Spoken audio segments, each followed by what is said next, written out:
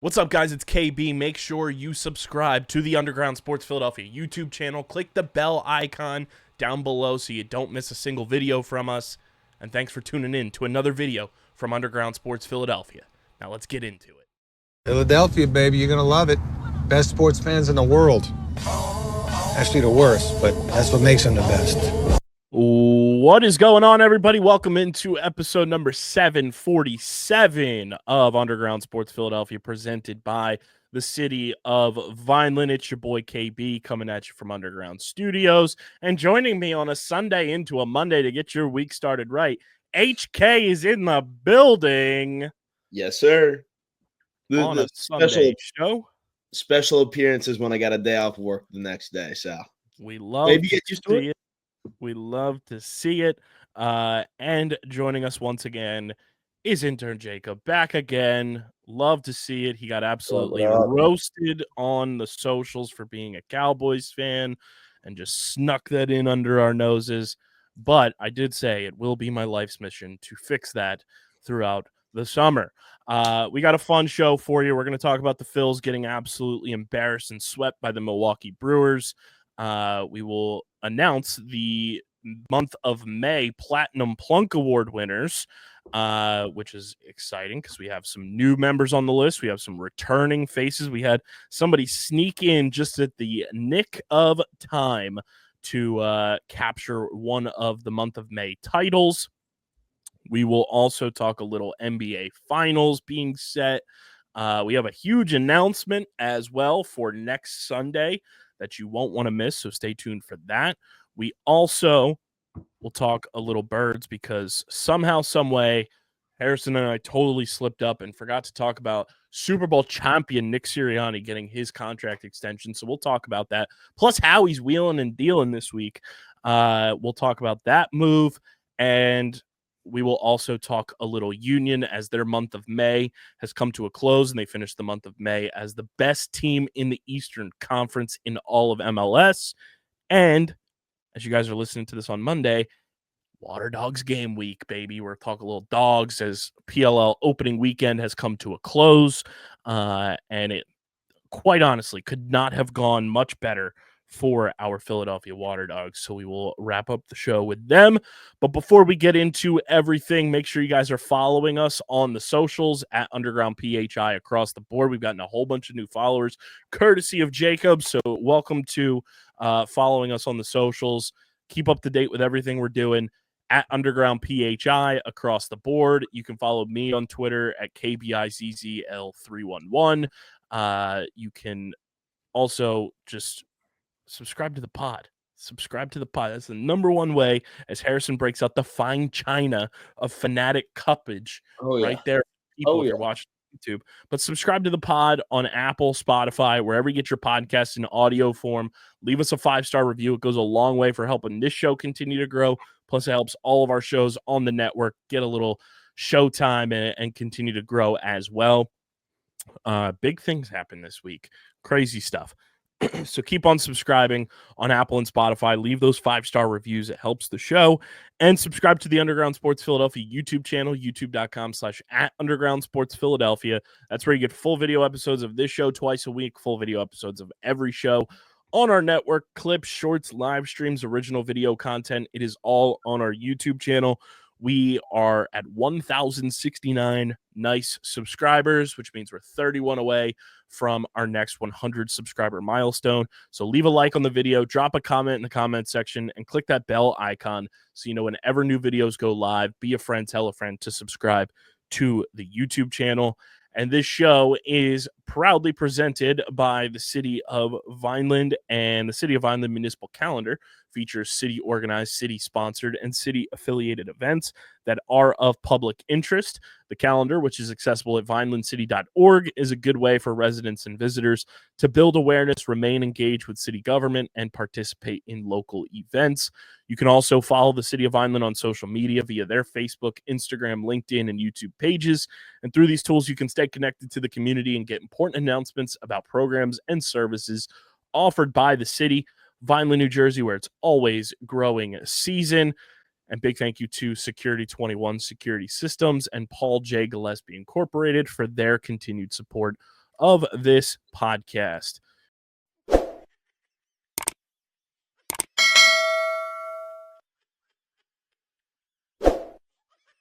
I'm Mayor Anthony Finucci. If you're looking for the right location, think Vineland, New Jersey. Our pro-business approach is supported by financial incentives, workforce development programs, and other resources which can give your business a competitive edge. Whether you're starting a new business or expanding to new markets, our business environment, infrastructure, accessibility, and quality of life make Vineland an ideal location. More information about how we can help your business grow can be found at vinelandcity.org. Vineland, New Jersey, where it's always growing season.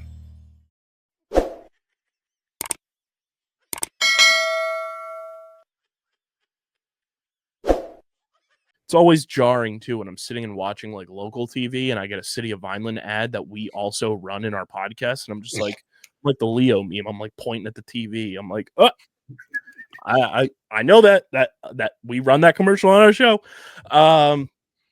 Let's get into it. The Philadelphia Phillies get embarrassed at home in a 3-game sweep to the Milwaukee Brewers off the heels of the nightcap doubleheader loss to the Atlanta Braves on Thursday.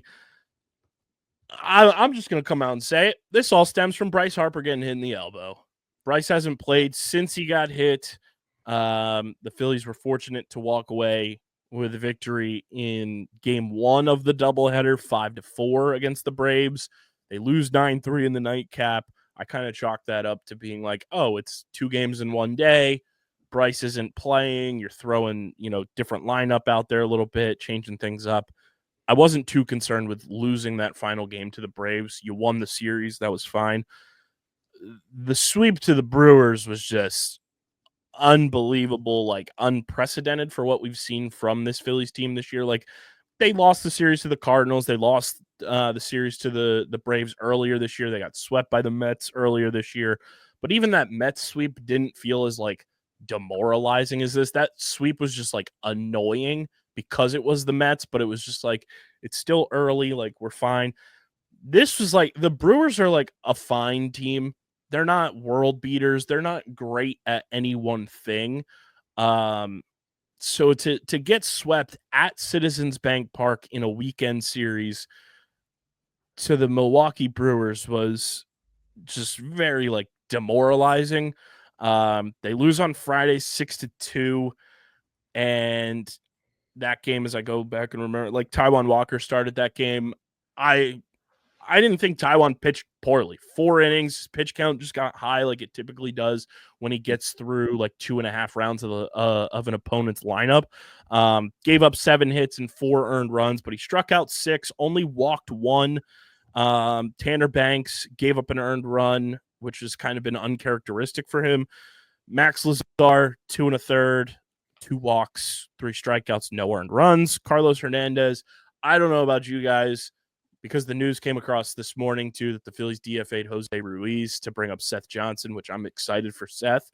I think he's a piece for this bullpen, and I thought he was going to be coming out of spring training. Carl, I have grown past the need to see Carlos Hernandez out of this bullpen. Whenever I see he's coming into the game, I'm just like, that's just the human like surrender flag, because while he's got exciting, velocity and can hit the flame-throwing fastball, he's just so all over the place, and I just continue to like watch him pitch, and I'm like, it's not doing it for me like I thought it would. Maybe there was a reason that the Royals were getting rid of him out of spring training and the Phillies were able to get him for nothing. He has been quite the disappointment, I'd say. I didn't have the biggest of expectations for him, but the fact that he's got a 6.14 ERA, which is more than 1 full run above his career earned run average. His whip is almost at a 2. Like, he just has not been anywhere close to what you need from a guy that has that type of stuff out of the bullpen. And I would assume there's going to be some sort of move when it can be made in the near future. Rob announced today that Taiwan is going to the bullpen as a high leverage reliever, which makes sense. He's a starter. He pitches in situations that are much more high leverage than just your typical mop up man, long man. And Mick Abel is getting called up and will make the start on Thursday, I believe it is, for the Phillies. So that's exciting, and it's not like a one and done situation for Mick. So I'm excited about that he's going to be part of the rotation now, and we'll see what he's got. But Carlos Hernandez, I'm just ready to move on from that. And it sucks because you're in a predicament where, like, Jose Alvarado is currently serving his suspension. The bullpen was thin with Alvarado to begin with, and you've had guys in this bullpen that are just not sustainable and not guys that will help you win a World Series. And Carlos Hernandez is one of those guys. Like, it's just time to move on. You have to find who the next Seth Johnson will be for you. That's either at AAA or AA, whatever it may be. Whether it's, when he comes back from his rehab assignment, if you call up Griff McGarry again. But somebody's got to come in to this bullpen and kind of like take that spot. Like, you can't have a guy that is coming in the ninth inning sometimes with a 6 ERA. I can't do that anymore. Yeah. I expected him to be like pretty solid to mediocre when we signed him, but every time he comes in, he has me tearing my hair out, which is not good considering there is some history of boldness in my family, and I really don't want to lose what I got. But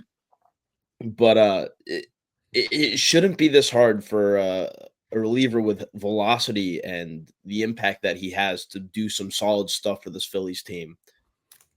But it's infuriating watching him on the mound because he can be a lot better. And he just hasn't shown it at all in the Phillies pinstripes. And then trade deadline comes around, it's definitely time to move on from him. Yeah, I mean, I think you have to move on even sooner from him and just find someone. And obviously, like, maybe, when Nola comes back, you figure something out, with the rotation. Will Mick Abel stay in the rotation? Who knows?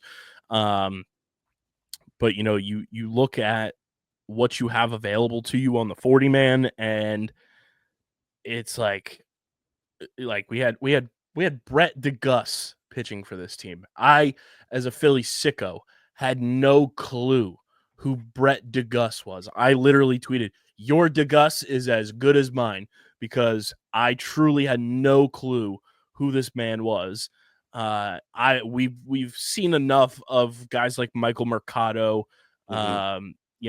You need to find somebody that can come up and be part of this. And who knows, maybe it's Weston Wilson because he's pitching to a 0.0 ERA. Surely can't play defense. And the dude can't play defense right now, and he can't hit the ball to save his life. And here's the thing with Weston Wilson. I like Weston Wilson. I think he's a good dude, a good culture guy. But when it comes down to it, Weston Wilson is he's just a guy at the end of the day. Like, he's not getting any younger. He's 30 years old. Really, the only reason he's still on this team is because he's a right-handed bat versus Cody Clemens, who is a left-handed bat. And I mean, like, we have to be nearing the finish line of calling Otto Kemp up to replace Weston Wilson. Like, I truly think, too, Weston Wilson came back from his injury far too soon that he sustained in spring training. Like, an oblique is something that is you got to take time with it. And the fact that Weston Wilson exits today's action with a 179 average with 1 home run, 3 RBI, and has 5 hits on the year as somebody who's supposed to hit for power off of your bench, I just don't know how much longer you can trot him out there as the platoon for Kepler. And again, like, it's not like he's getting in. It's not like he's this young guy. He's 30 years old. He's not getting any younger. And I just he was a 28-year-old rookie, wasn't he? Yeah, like 27, 28-year-old rookie. Like, I like the dude, like the person Weston Wilson, awesome guy, great culture guy. I just don't think he has it this year. And you got to replace that sooner rather than later. And what do you have to lose if you call up Otto Kemp?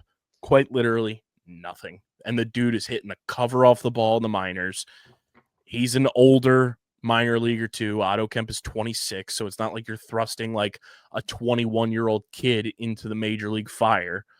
The dude's been raking.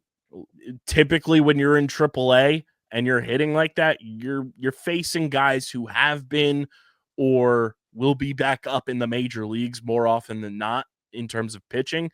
That's a good sign for me. I always want to see guys hit well at AAA if they are there, because that tells me you can hit major league pitching.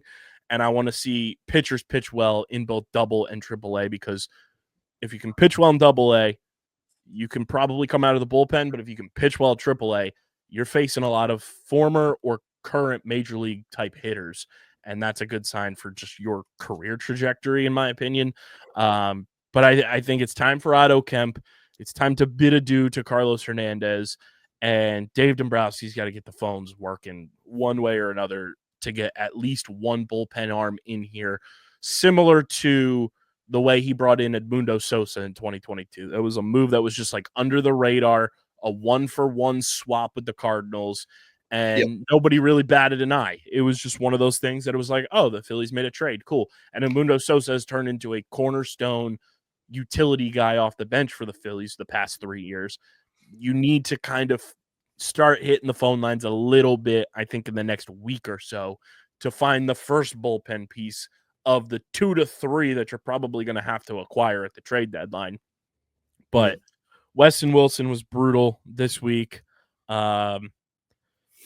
Saturday was, I don't know what was more brutal, Saturday's game or Weston Wilson's performance in Sunday's game, because Saturday was, I felt like I was watching a football game. Finished 17-7.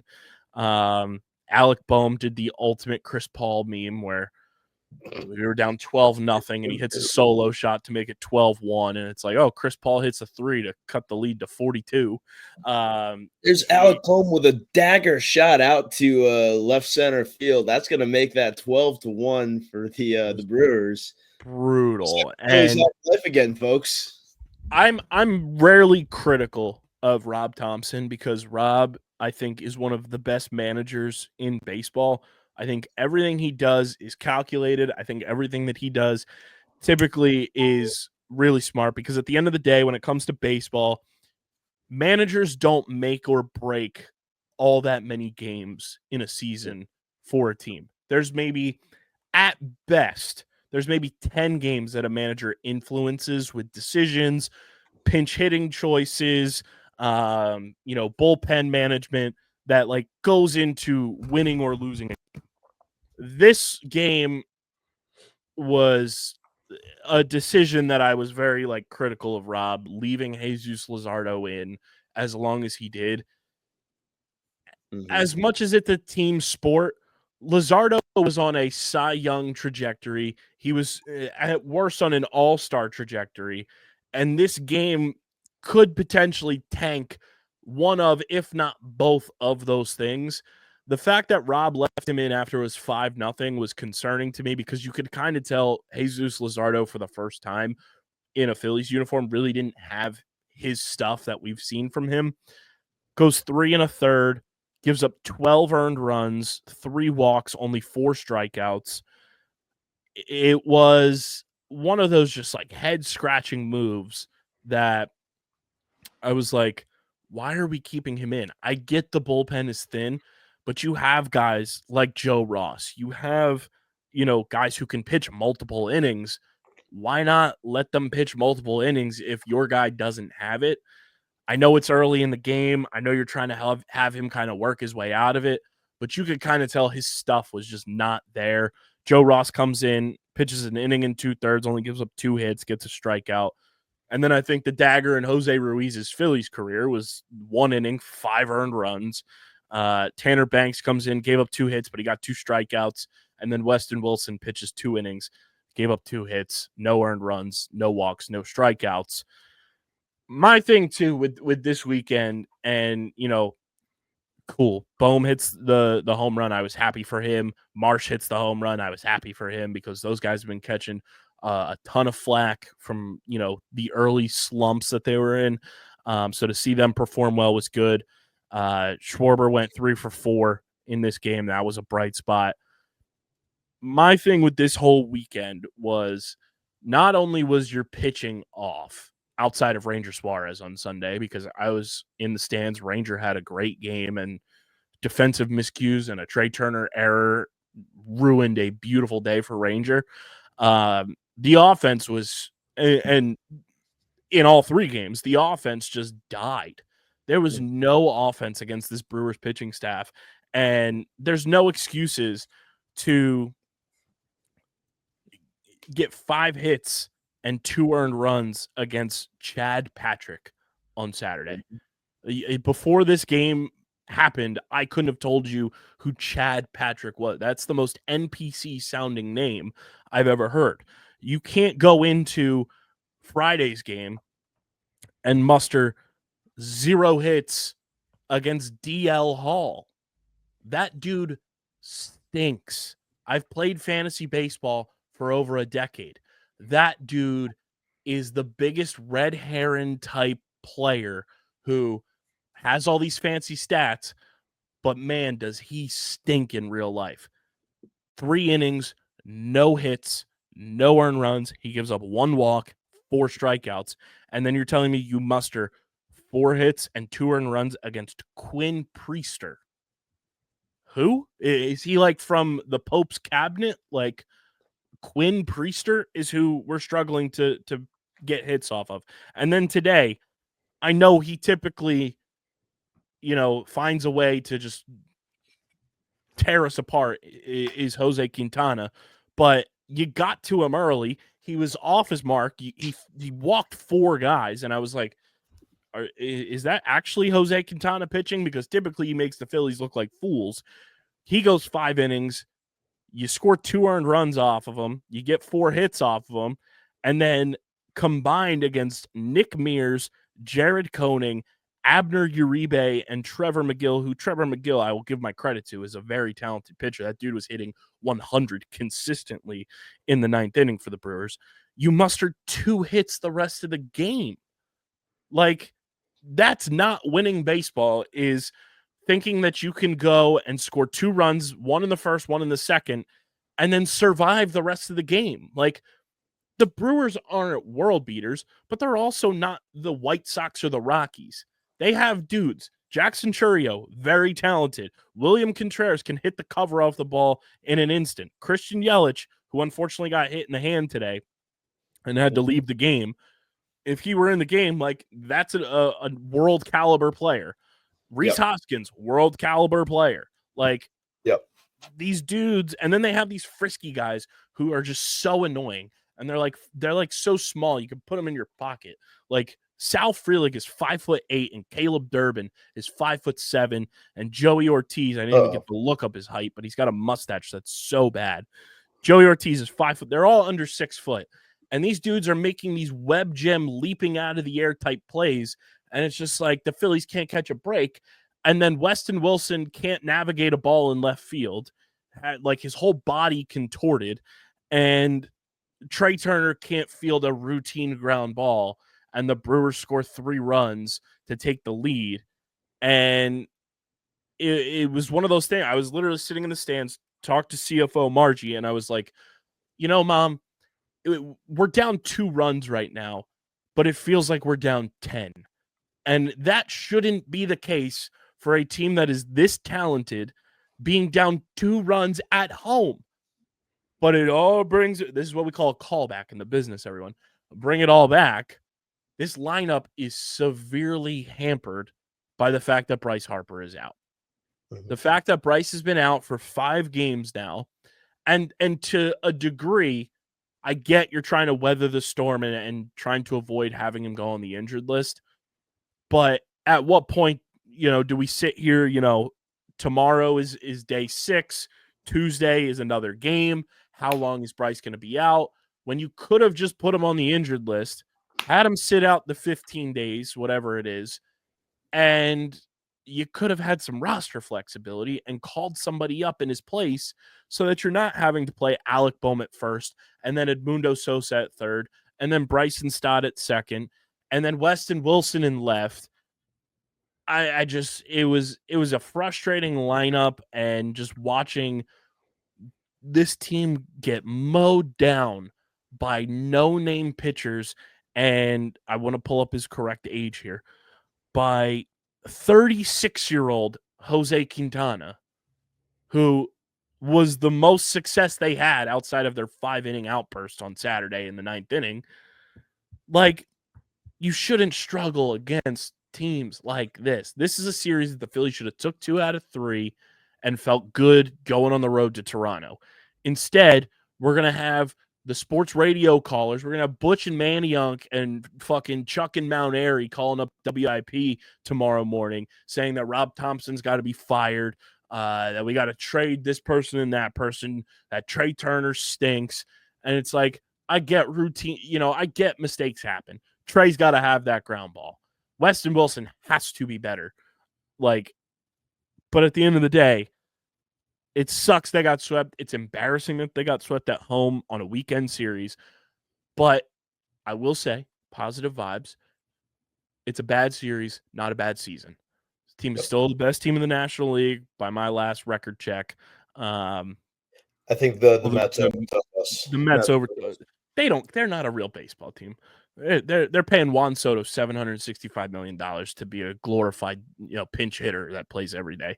They're not a real baseball team, but you're still one of the best teams in the National League. You're still one of the best teams in baseball.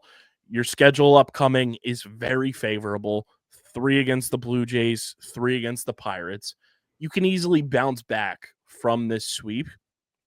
And I mean, the last time the Phillies got swept, they went on to win 5 or 6 straight series before they lost the series to the Cardinals. So it's not like the one time that they got swept, it hampered them. They found a way to bounce back. I think they'll be fine. I think a lot just hinges on Bryce Harper being in this lineup. The extended absence, and Nick Castellanos said it either after Friday or Saturday's game. He said he's a 2-time MVP. Anytime he's out of the lineup, it's a disservice to us. So the longer he's out of the lineup is the longer I stay concerned about just the consistency of the lineup, because you have to move guys around that typically aren't playing every day. And that's the annoying part. But I mean, you get Blue Jays, Pirates, Cubs come to Philly, Blue Jays come to Philly, and then you go to Miami for 4 before the Mets come to Philadelphia, including a Sunday night baseball game. So in between that and the Mets coming, there are some favorable series. Sure, the Cubs are a very good team, but that's another good litmus test that you already took 2 out of 3 from them earlier this year at Wrigley. Why not do it at home? But you should be able to beat the Blue Jays. You should be able to sweep the Pirates again. You should be able to beat the Blue Jays in Philly. And then you should be able to sweep the Marlins, at worst, take 3 out of 4. But I'm not angry on the season. I'm just disappointed in the performance in this series. Yeah. It's so disappointing that I'm not even wearing any Phillies crap right now. I got a Baltimore O's hat on just because a little bit ashamed this weekend. But as you said, bad series, not a bad season. Once Harper gets back, and he should be back on Tuesday, that's going to be the sign that our season is due to get back underway. Is that what they said, Tuesday? That's the projected timeline, I believe. I saw that earlier today. Let me verify my sources real quick. From Bleacher Report via The Athletic, Bryce Harper nearing return. Philly star expected to play Tuesday after missing 5 games with elbow injury. So Tuesday, take a day off, get yourself ready, and then get back out there. And Bryce is going to get out there and be hitting with a vengeance. That's my thing too, and I know Jacob probably feels the same way, so I'll let him chime in once I say this. I don't want Bryce to overcompensate it too, because he's missed time. We've seen that happen where Bryce has been out with an injury and then he comes back and he tries to just rip the cover off the ball immediately. I want Bryce to be hitting the way that he was pre-getting hit in the elbow, where he's not trying for the home run every time, but he's getting, quality at bats. He's walking, he's driving in, two guys with a double to left or right field. Like, I don't want him to try to overcompensate simply because he's missed X amount of games. I want him to still be the way he was, dialed in. Will it probably take a game to get back in the swing of things? Sure. But I don't need Bryce going up there and just like hacking away at every pitch like we've seen him do in the past just to overcompensate for being absent for 5-6 games. Yeah. Jacob, what you got to say on that? I've got a few things to say, so sorry, there's going to be a lot. I'll say this. Jesus and Wheeler didn't have it, but they're both going to be all-stars. They're not going to have it every game. They've been amazing the whole season up until yesterday, 2 days ago. So you're going to chalk that up to, okay, they had a bad game, rough series. My other 2 or 3 takeaways, JT still has a gun at home plate. Like, I think last year wasn't as good as a year behind the dish for him. I saw him throw out some dudes this series and previous series where I'm like, he's still looking a little young. His bat is declining. His bat's declining, even though he had That's concerning to me. The amount of times that his like stats would pop up on the Jumbotron today, and I was just like, oh, that's atrocious. Like the big thing too for me with JT, not to cut you off, but no, go for it. His on base percentage is what's concerning. Like the dude's not even like walking. His on base percentage is in the 2s. And I'm just like, that's not getting it done. And it was a miracle that he got a hit off Quintana today because he hasn't been able to hit lefties at all this year for whatever reason. And the JT bat decline, I think once Bryce is back and Rob is like, okay, we can move him down in the lineup again, because we saw that in was it the first game against the Braves? They moved JT to 8th, and that worked. It wasn't the end all be all to figuring it out, but like it gave Bohm a chance to hit ahead of him, who's been a much better hitter than JT as of late. It allowed Stott to hit ahead of him. Like JT right now, unless Rojas is in the lineup, JT should be hitting no higher than 8th. Yeah. Yep. I agree with you. Totally agree. And then I got 2 more points. Yep. I don't care about the matchups anymore. I don't care if it's lefty, righty. I want Stott playing every day. I want Penning, Marsh, or Kepler, who's hot at the moment. I want them playing every day. And I want Johan Rojas in center field every day. Rojas, I think, his bat compared to last year is 10 times better. Give the man a chance for once. And then one more. Sorry about this, guys. 2 more, actually. Rob Thompson finally showing some balls. I like it. That's the one knock I've always had on him. He doesn't stick up for his players. Finally showed some balls. The one thing I will give Joe Girardi, he was never scared to go out there and argue with an ump. And I think Rob's a little more timid, and you can't be that in Philadelphia. You have to go argue with the ump. Like you saw the game with Standing O after he got ejected. Because we haven't seen that in a year when he did it in Baltimore last. No, go up there, get in the umpire's face, tell him how you feel. Show some emotion. You're in Philadelphia, of all cities. Show emotion. Mm-hmm. I like that Rob's calculated with his choices, though, because I think he is, well, like I said prior, that like managers don't really impact all that many games in a 162-game season. I do think that Rob being in the dugout is important for this team for whatever reason. Like he is like that like centralized presence for them. So I do like that he's like selective when he decides to get it, because he knows the value of like being available every single day.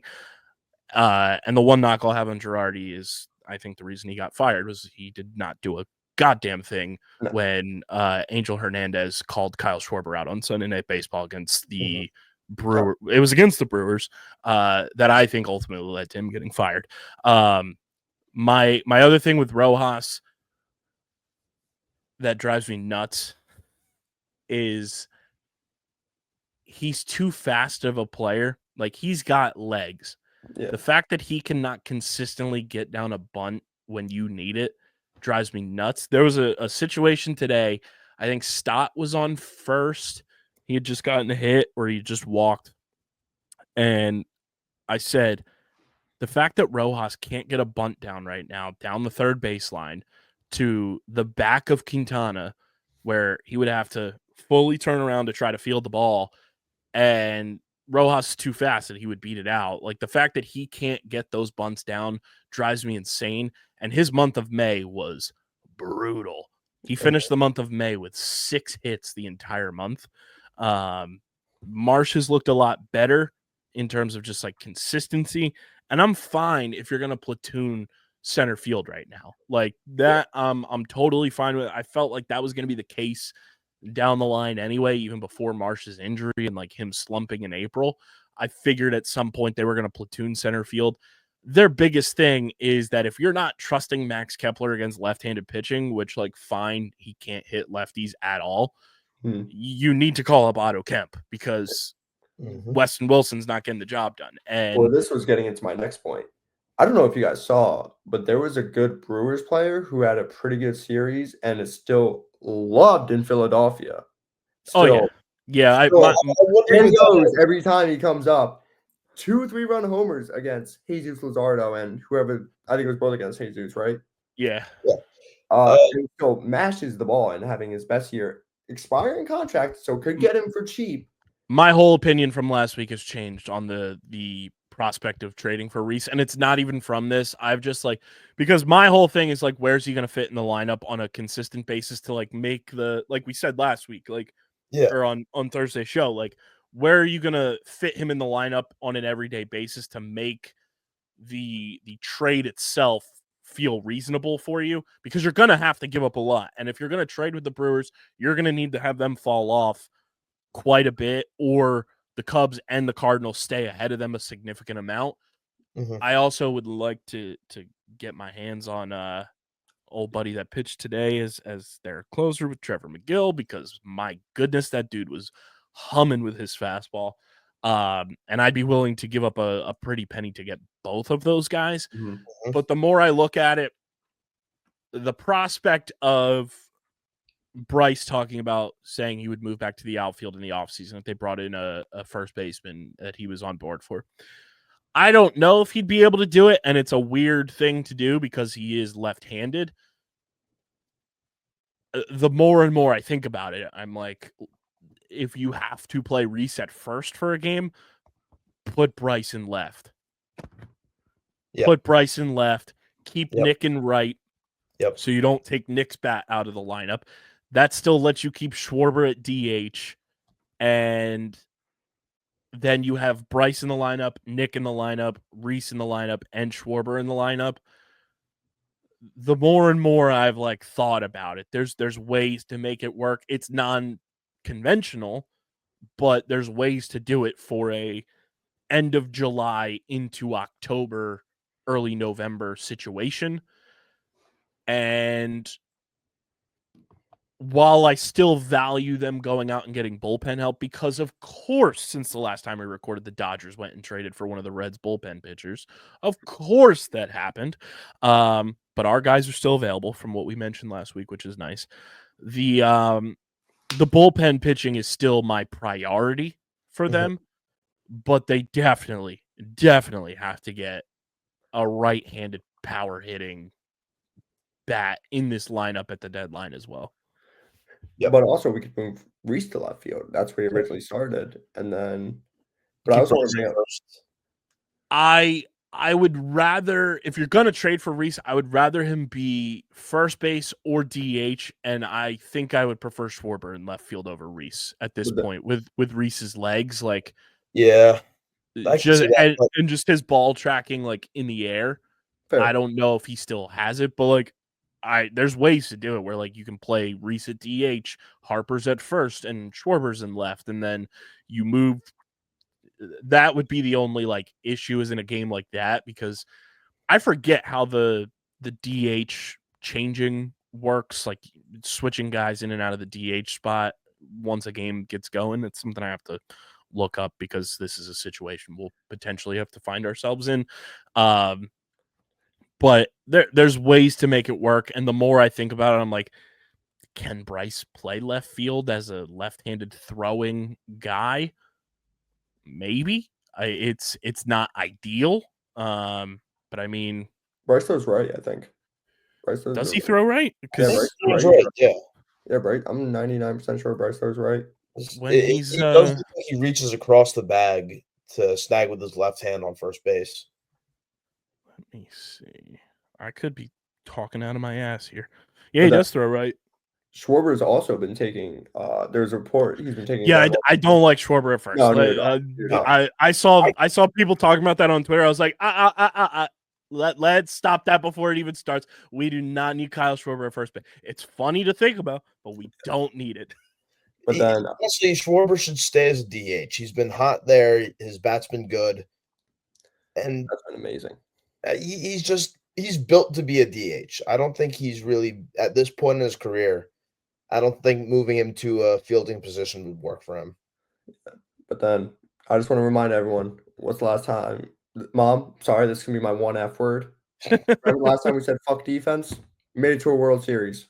That's true. Just want to bring that up. Last time we said F defense, made it to a World Series. I like the self-censor there. I like it. I like it. Sorry, Mom. Love you. It is one of those things that, like, there's guys out there, but, like, the more and more I think about, like, Rhys makes sense. I don't think this clubhouse ever fully recovered from him leaving from, like, a culture standpoint. And at the end of the day, they need a right-handed power hitting bat in this lineup badly. Which, before we keep talking some Phils, want to give a shout out and a tip of the cap to our friends at 47. Guys, they are truly the best in the game when it comes to your apparel for your favorite sports teams. They drop new capsules literally like every day. I'm on their website every single day of the week. They've got brand new gear for the NBA Finals that looks absolutely incredible. The Diamond Cut 47 Hitch style is one of my favorites. They've got stuff for the NHL Finals as well.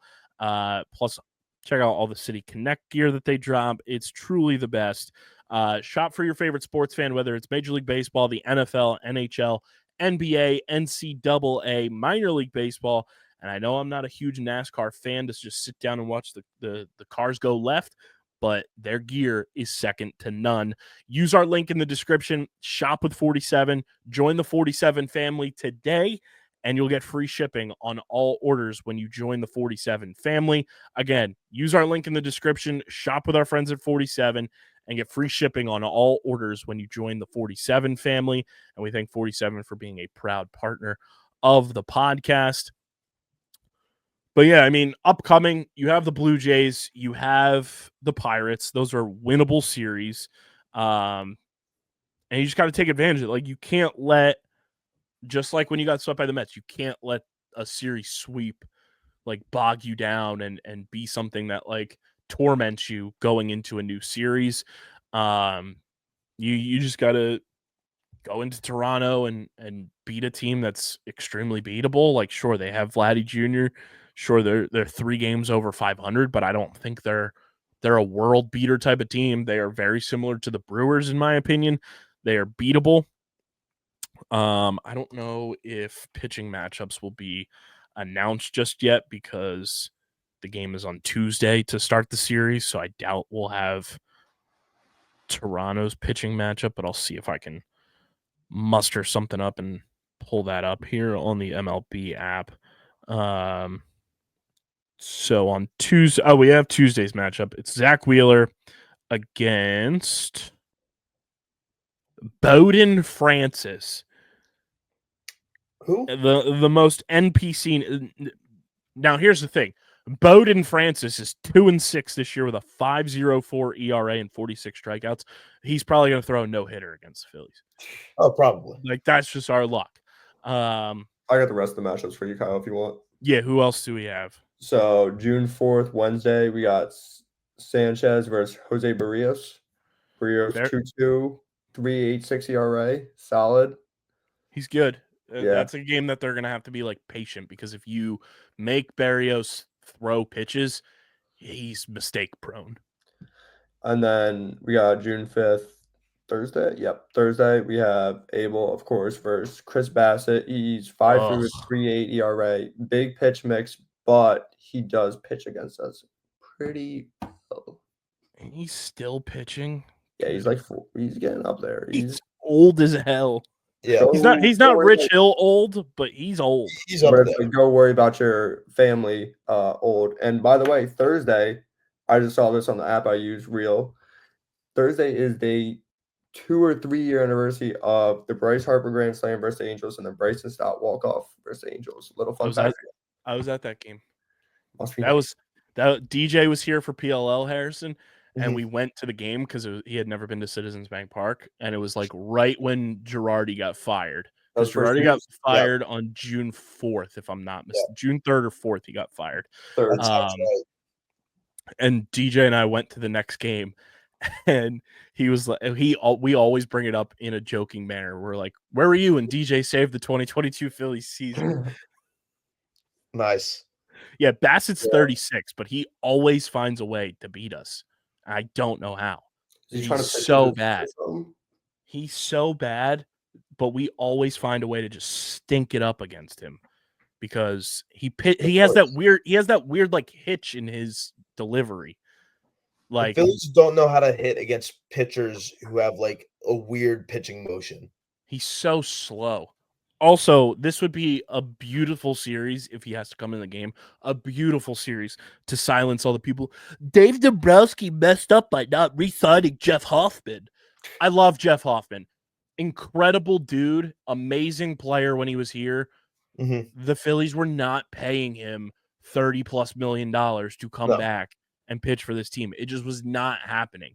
Like, I can tell you that in confidence. It was never happening. Yep. It would be pure, just incredible energy on my Twitter timeline if like Schwarber just hit a nuke off of him, because so many people would not know how to react. Their brains would be broken.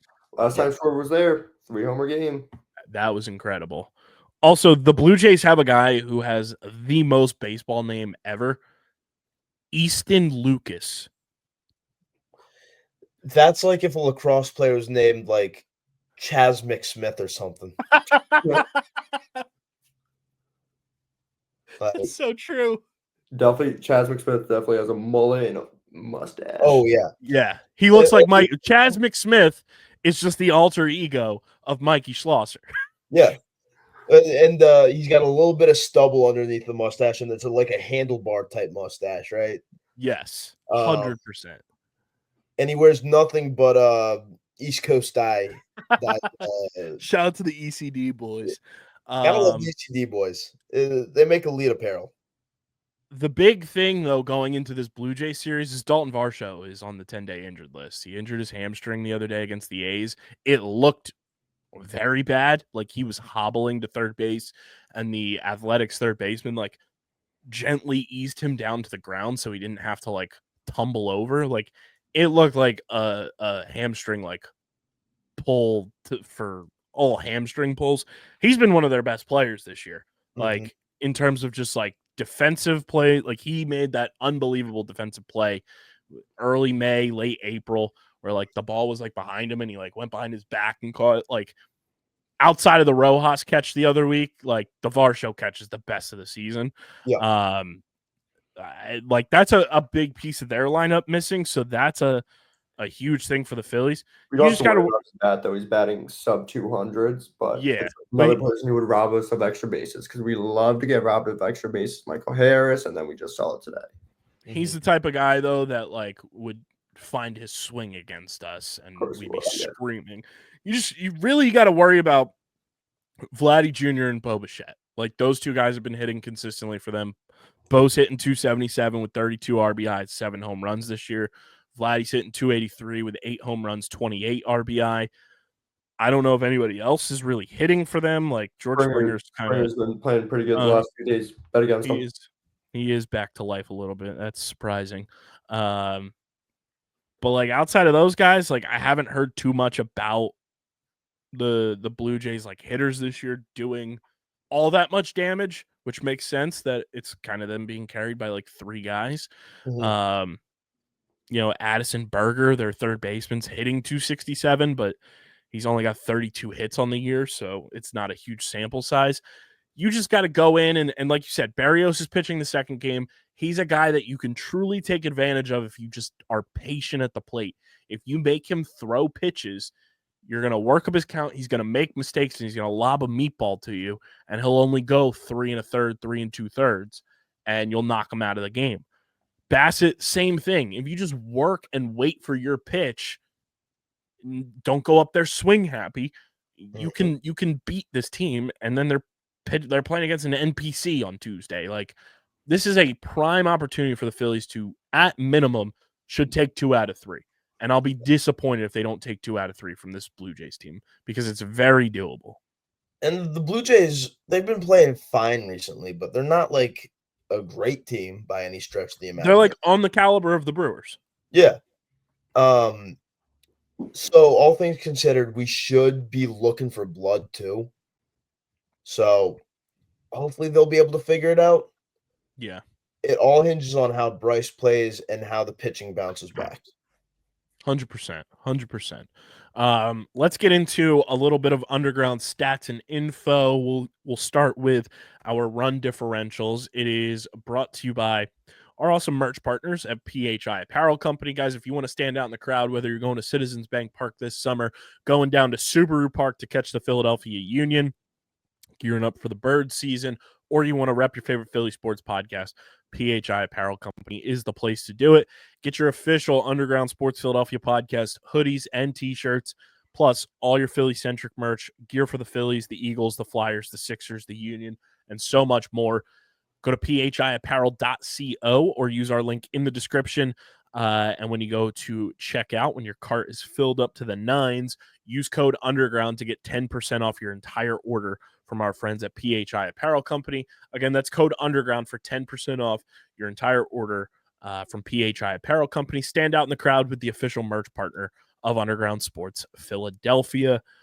If you're new to the program, ladies and gentlemen, we love run differentials here, and we go through the National League East. We play a game. Harrison and Jacob will take their guesses for the run differentials in the NL East, and then we'll go around all of Major League Baseball to look at their run differentials, including the 9-50 Colorado Rockies, which I have a hilarious stat that I can't wait to bring up on the Getting the Whole podcast tomorrow about the Rockies that I'll bring up on this show too.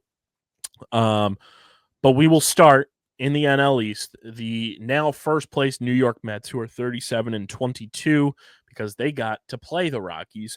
They've won 3 in a row, 8-2 in their last 10. Boys, would you like their runs scored or their runs against? Give me the runs against. 193, which is by far the lowest in the division. I think the Mets are at like, I'm trying to remember what it was on Wednesday last week. I'm going to say that at plus 68. Like that, guess. So close. Plus 69? They're plus 67. Damn. Plus 67. So you've been on the money though. Last week you had 2 within a 10-run range, and you got 1 on the nose. Yeah. You're feeling the board right now. You're feeling the board. I have a feeling the Phillies have slid because I called it a plus 44 last week. Something like that. I have a feeling they've slid a lot. Yeah, so the 36-23 Philadelphia Phillies, very hilarious that their win percentage is 610. Nice little Philadelphia area code there for the people. They're 5-5 in their last 10. They've lost 4 in a row. Would you like their runs scored or runs against? This is all you, Jacob. You take it. We'll go run scored again. I like it. So they've scored 281. Trying to do some math. Not good at it. Feel that. Let's go plus 23 for the GOAT. Harrison, any qualms there? Or are we locking it in? Lock it in. Lock it in. I like that. So close again. Plus 22. Oh, it's a bad beat. Plus hey, 22. we've been within 1 on each of them. That's tough. We now go to the third place, Washington Nationals, who are 28-31. They are 6-4 in their last 10, lost 1 in a row. Would you like their runs scored or runs against? Give me their runs against. I like taking the against. Their runs against is 302, which is the second most in the National League East. Minus 17. They are a minus 37. Damn. Minus 37. We went from 1 off to 20 off. Had one number correct. Yeah. We now go to the fourth place, 27-31 Atlanta Braves, 3-7 in their last 10. They lost today, so we record this Sunday night. Would you like their runs scored or runs against? Jacob? I'll go runs against because frick Spencer Strider. Saved it. Yeah. Hey, with how long Bryce has been out, I'm kind of like fuck Spencer Strider right now because he's messing with our lineup. I got to the C. I chucked my swing. Check my swing. I didn't get there. As long as Angel Hernandez isn't down that line, I'm good.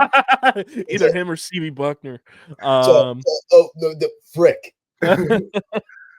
So you said runs against they are at 223, which is the second fewest in the National League East. Second fewest in runs against. You know what? I don't think it's a big number, so I'll go supposedly their best player, Ronald Acuna. He wears number 13, plus 13. Ding, ding, ding, ding, ding, ding, ding, ding, ding. You can put it on the board. And yes, shout out to Hawk Harrelson. Plus 13 is the Atlanta Braves run differential. They've scored 236. They have given up 223 to put them at a plus 13.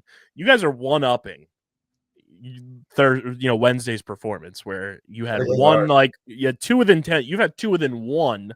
Yeah. And now you get 1 on the money. Let's see if you can nail this one. The 23-34 Miami Marlins, 4-6 in their last 10.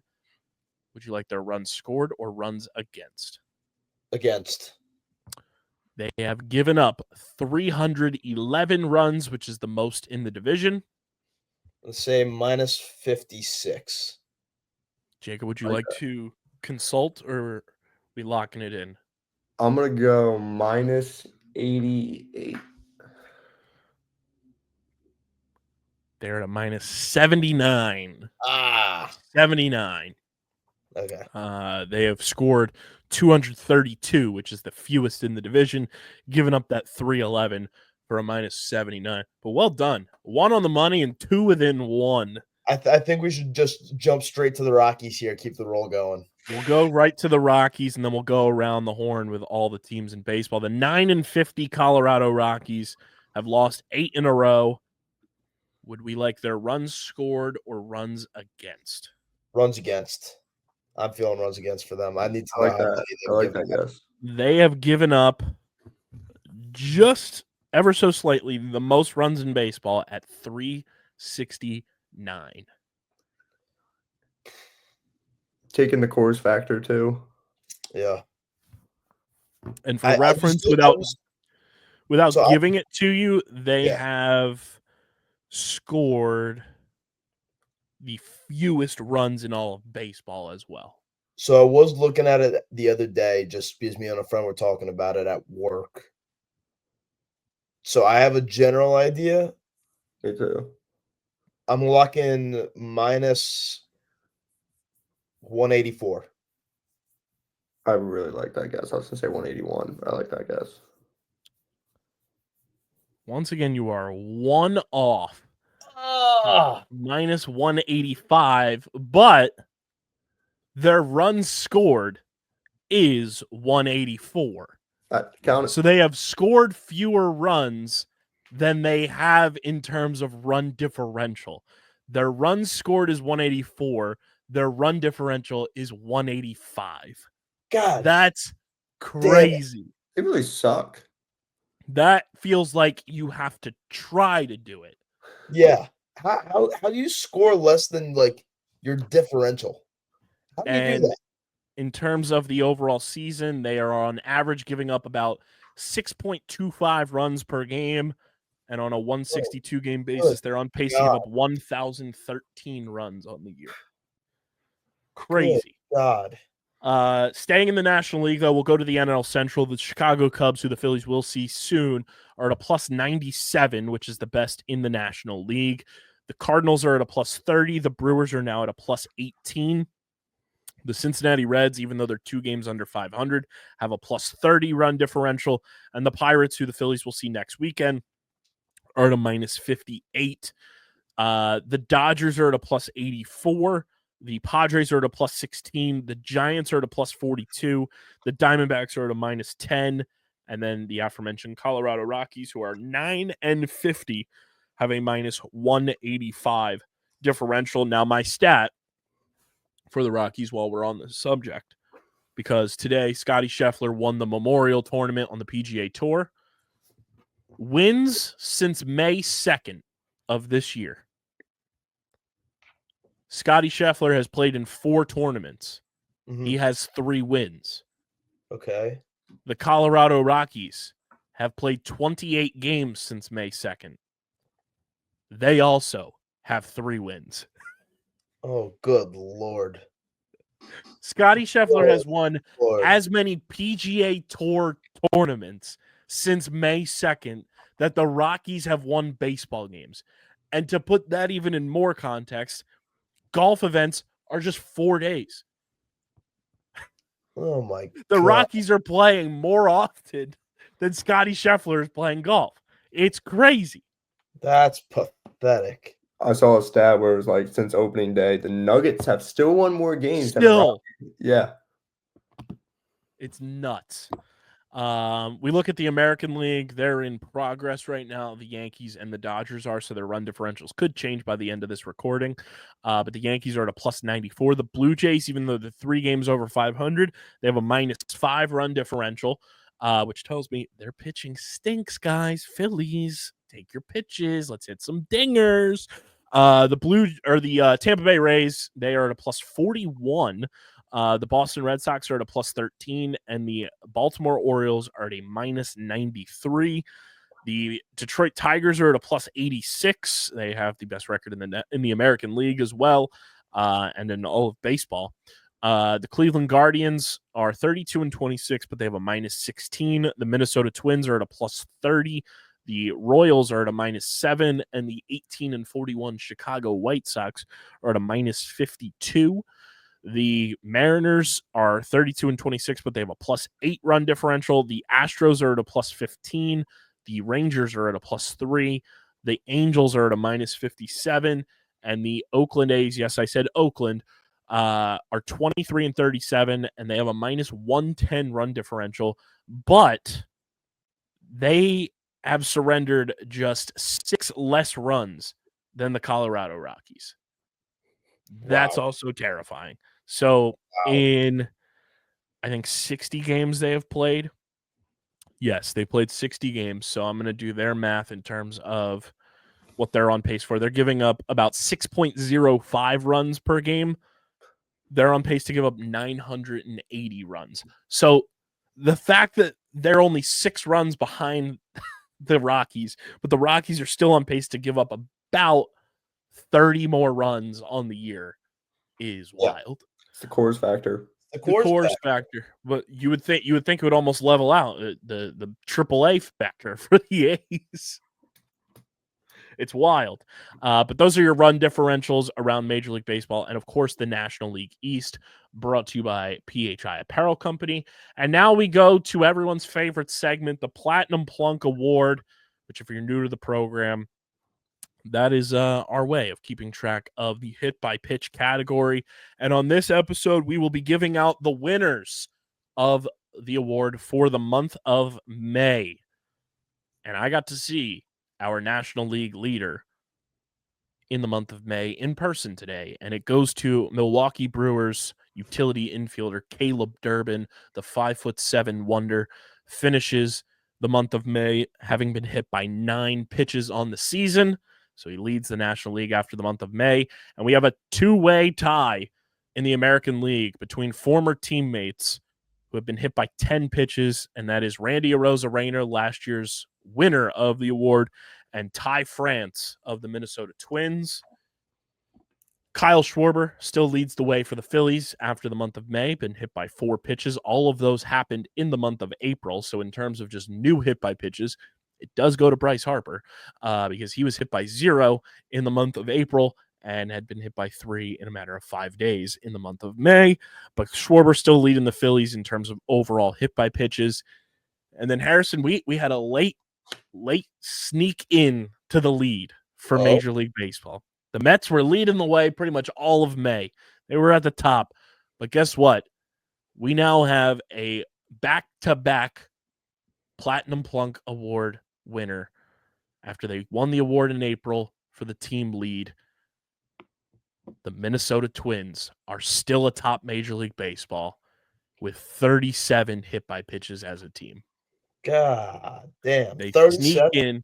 sneak in and beat the Mets out by 1 hit by pitch to end the month, to be at the Major League lead at the end of May. And that's how we're calculating things, everyone. We're not doing it by amount that they're hit by in that month. It's just the overall grand totals. Maybe things will change in the future, but that's how we're calculating it this year. So it is the Minnesota Twins. It's Kyle Schwarber once again. So back-to-back award winners there. Caleb Durbin wins it for the National League with 9, and Randy Arozarena and Ty France tied for the American League lead at 10. And those are your Platinum Plunk Award winners for the month of May, brought to you by our friends at Kenwood Beer, the official beer partner of Underground Sports Philadelphia. It's a refreshing light beer, just 4.1% ABV, 120 calories, just 8 grams of carbs. You guys can go to kenwoodbeer.com, use the Kenny tracker to see who's got Kenwood Beer on tap in the Philadelphia, New Jersey, Maryland, Delaware, and Pittsburgh areas. You can also find Kenwood Beer at your local liquor stores in those markets. And you can get Big Kenny's at the Man Center all summer long. Again, that's kenwoodbeer.com. Must be 21 or older to do so. And, of course, please drink responsibly. Steve and I, Harrison, we were looking at the Man Center's just lineup. Fish is coming to the Man Center. Ooh. You see, I'd hit that up if they came with Dead and Co, but I still rock with Fish. Not that I'm, against it, but I feel like that's such a small venue for a fish show. It is, but I'm sure they'll do something sick. Also, the namesake of the second best Ben & Jerry's ice cream behind Cherry Garcia. Cherry Garcia is goated. How can you not rock with fish food? Goated. I love Cherry Garcia. The Phillies do a celebrity lookalike now on the big screen at Citizens Bank Park. They did a Jerry Garcia lookalike. The guy looked just like him. I was holy moly. The big curly hair, the big ass beard. Their beards looked identical. You know what would make it even better is if he had a hand that looked like this. But not all of us can chop off our middle fingers in a weird wood cutting incident. So yeah, I kind of value. One. I don't know about you guys. I kind of value my middle fingers for. Yeah. Oh yeah. We're Philadelphians. These are precious. They're precious fingers. It's precious cargo for American Sign Language. This one's reserved for Braves. This one's reserved for the Mets. Yeah. Locked and loaded, but I'm boom. A bow. That's incredible. Perfect description. Perfect. Before we talk a little NBA Finals being set, we do have an awesome announcement.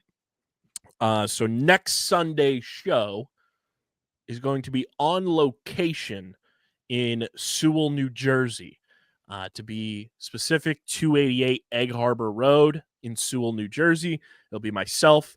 Jacob will be there with me co-hosting. CFO Margie on the 1s, the 2s, the 3s, and the 4s, as we will be coming to you live from Rita's Water Ice in Sewell, New Jersey. We are thrilled to announce that Rita's in Sewell is a new partner of Underground Sports Philadelphia. You'll be seeing Rita's content all across a number of our podcasts, including this one for the month of June and hopefully beyond.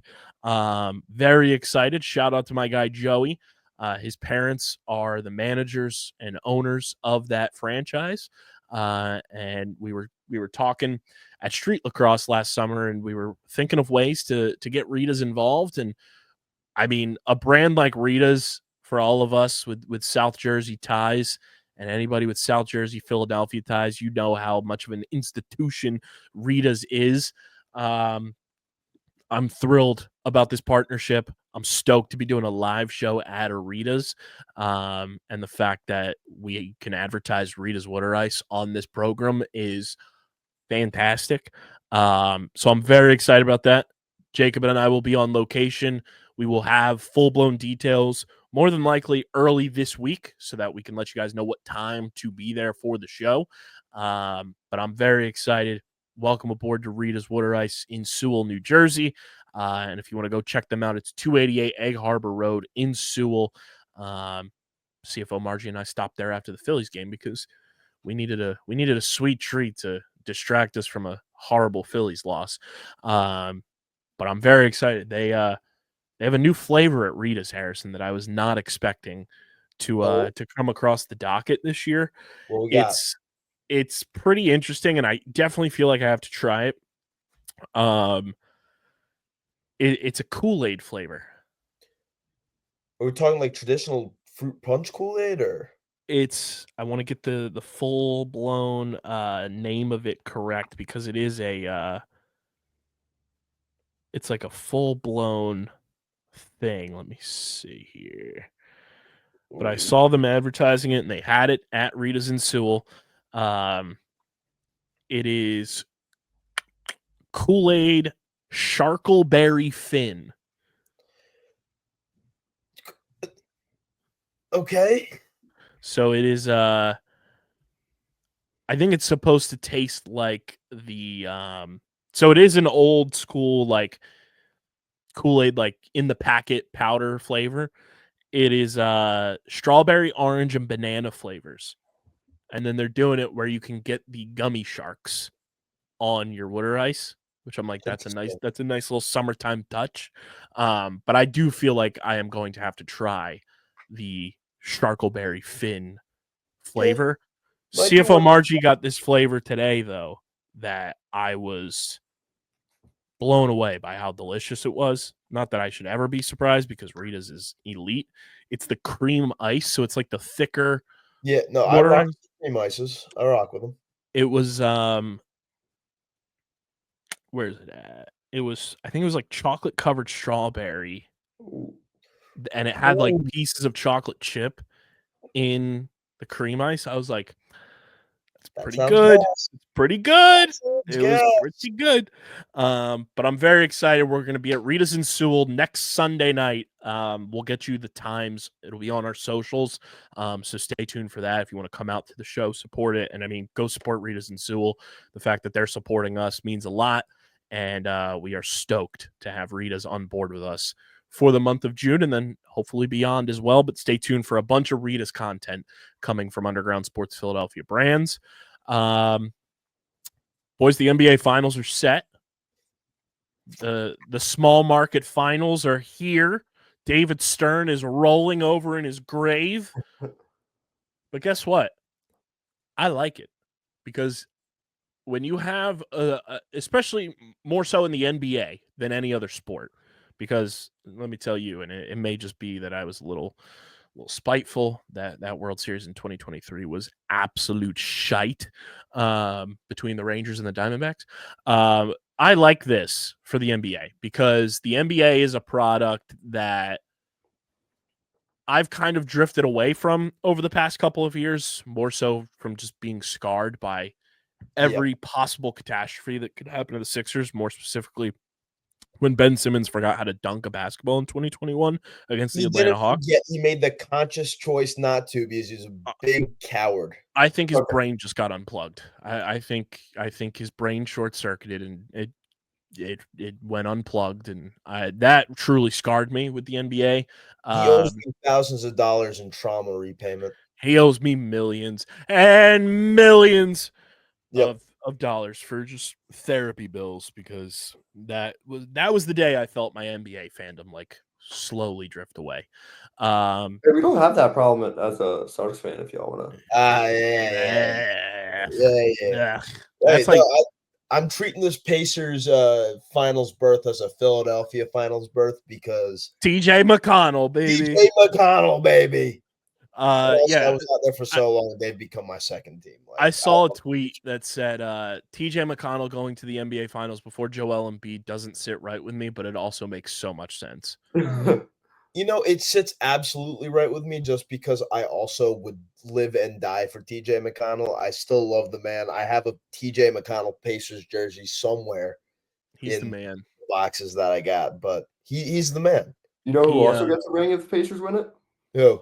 Jaleel Okafor. No shot. I forgot he was on the Pacers. He got 3 minutes of playing time this year, and he could get a ring. I forgot he signed with the Pacers. Free jaw.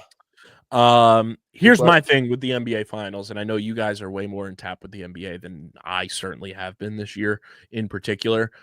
Number one, I love Tyrese Halliburton. I've said it time and time again. I don't understand how people hate on that dude. He's so easy to root for. He's so fun to root for. His brand of basketball is fun, and the NBA should be marketing the shit out of him because he is so awesome. I love him. And on top of that, I'm rooting for the Pacers because of TJ McConnell, because of Tyrese Halliburton, but I'm also rooting for the Pacers. And it's not that I dislike the guys on the Thunder. I like a bunch of those dudes. I think they're wildly talented.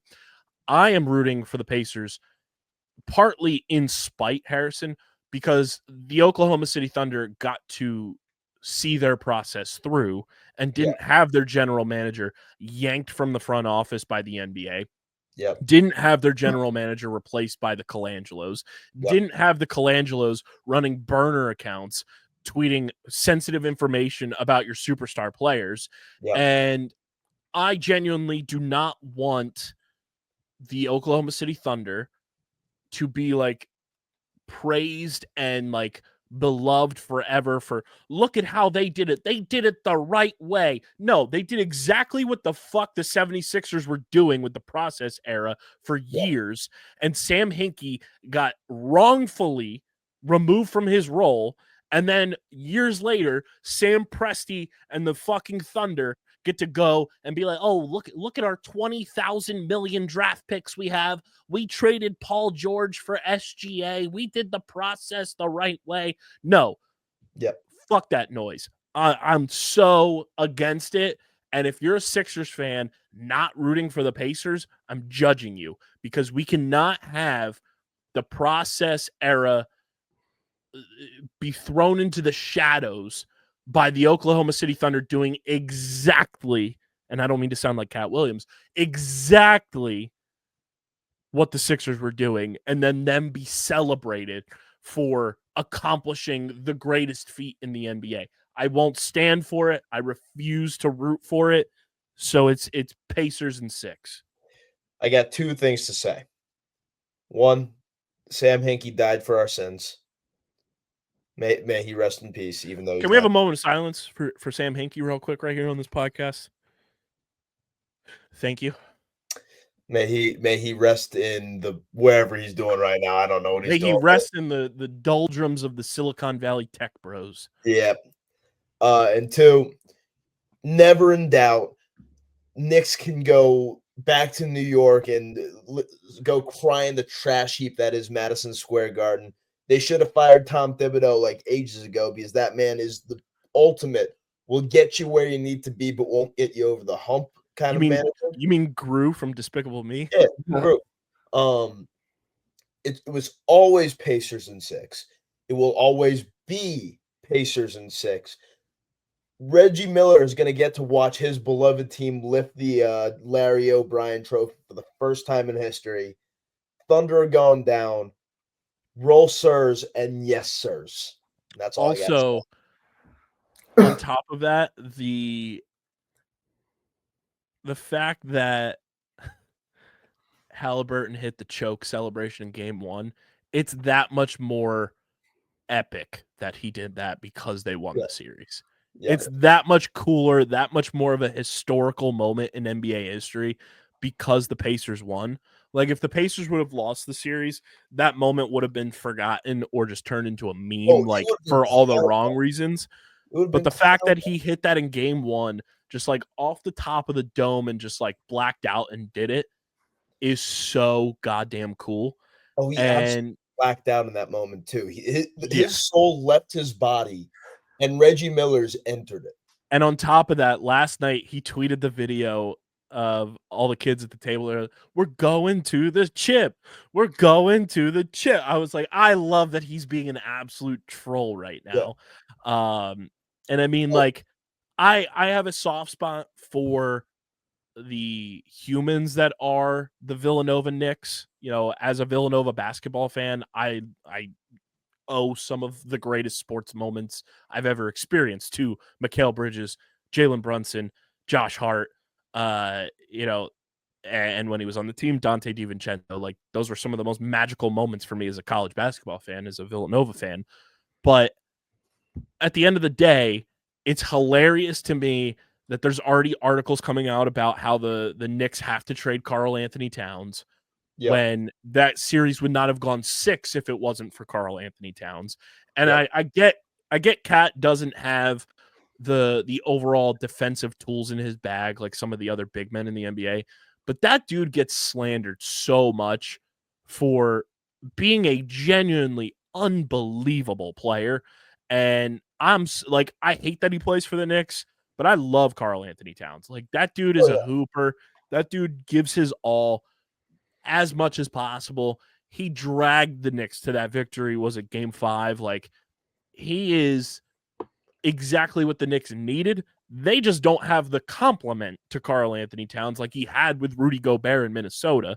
And the fact that they're already turning on Cat is just so New York Knicks. The fact that Jalen Brunson was a minus 26 in game 6 is hilarious to me, because everyone wants to bag on Joel Embiid, but every single playoff game Joel Embiid's ever played, he's been a positive on the court. When he's on the court, he's always positive. He's never been a minus 26 like Jalen Brunson was as the number 1 option. That's just hilarious to me. Cut. I think it was minus like 25 when Tatum had 50 in game 7.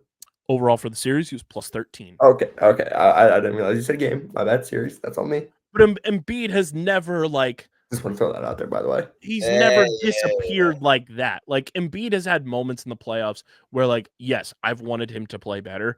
But, like, we've jumped to anointing...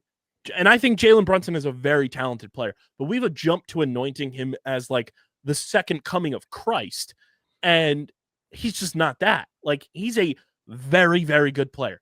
Jalen Brunson is not a superstar. He's not LeBron. He's not KD. He's not Steph. He's not Joel. He's not Tatum. He's not Jaylen Brown. Like, he's not in that echelon of player.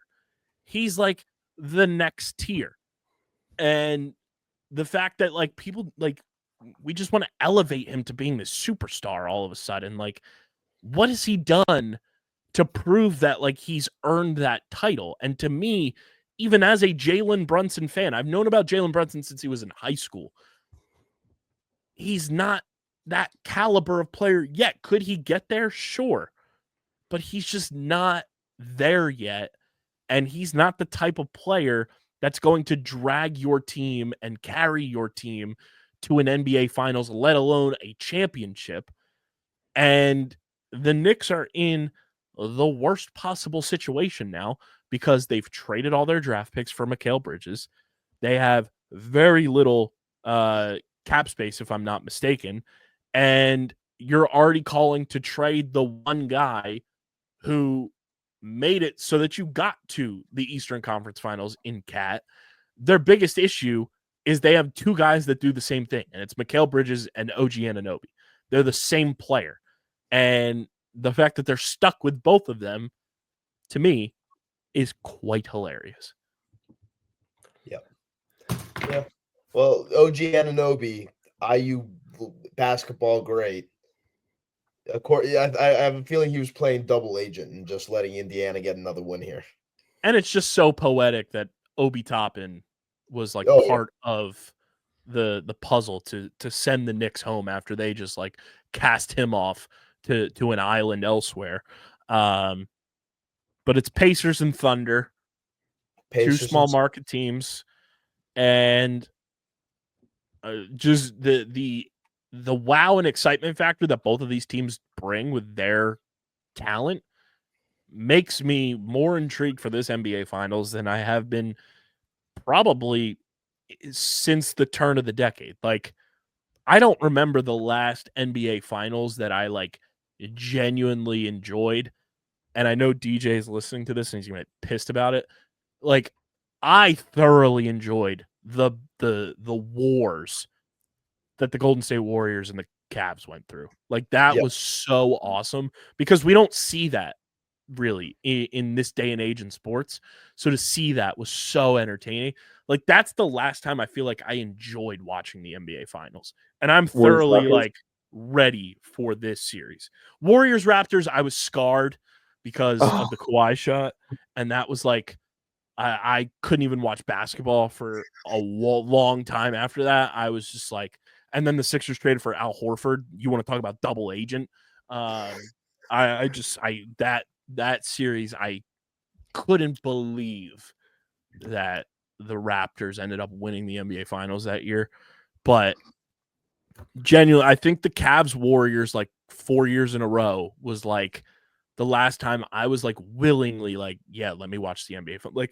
Everything with the Nuggets, the Bucks, it didn't intrigue me because the matchups were so lopsided. You already knew going in who was going to win. And this one, I feel like these two teams could go 7. I think it's going to be a battle every single night. I think there's talent across these rosters. And I think it's a genuinely good pound-for-pound matchup between who's on each team. And it's a good coaching matchup. Yep.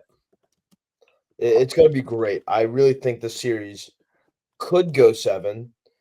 I could see them splitting both home series and then each home team taking games 5 and 6. But it's not going to happen because it's Pacers in 6. Cry about it. Yeah.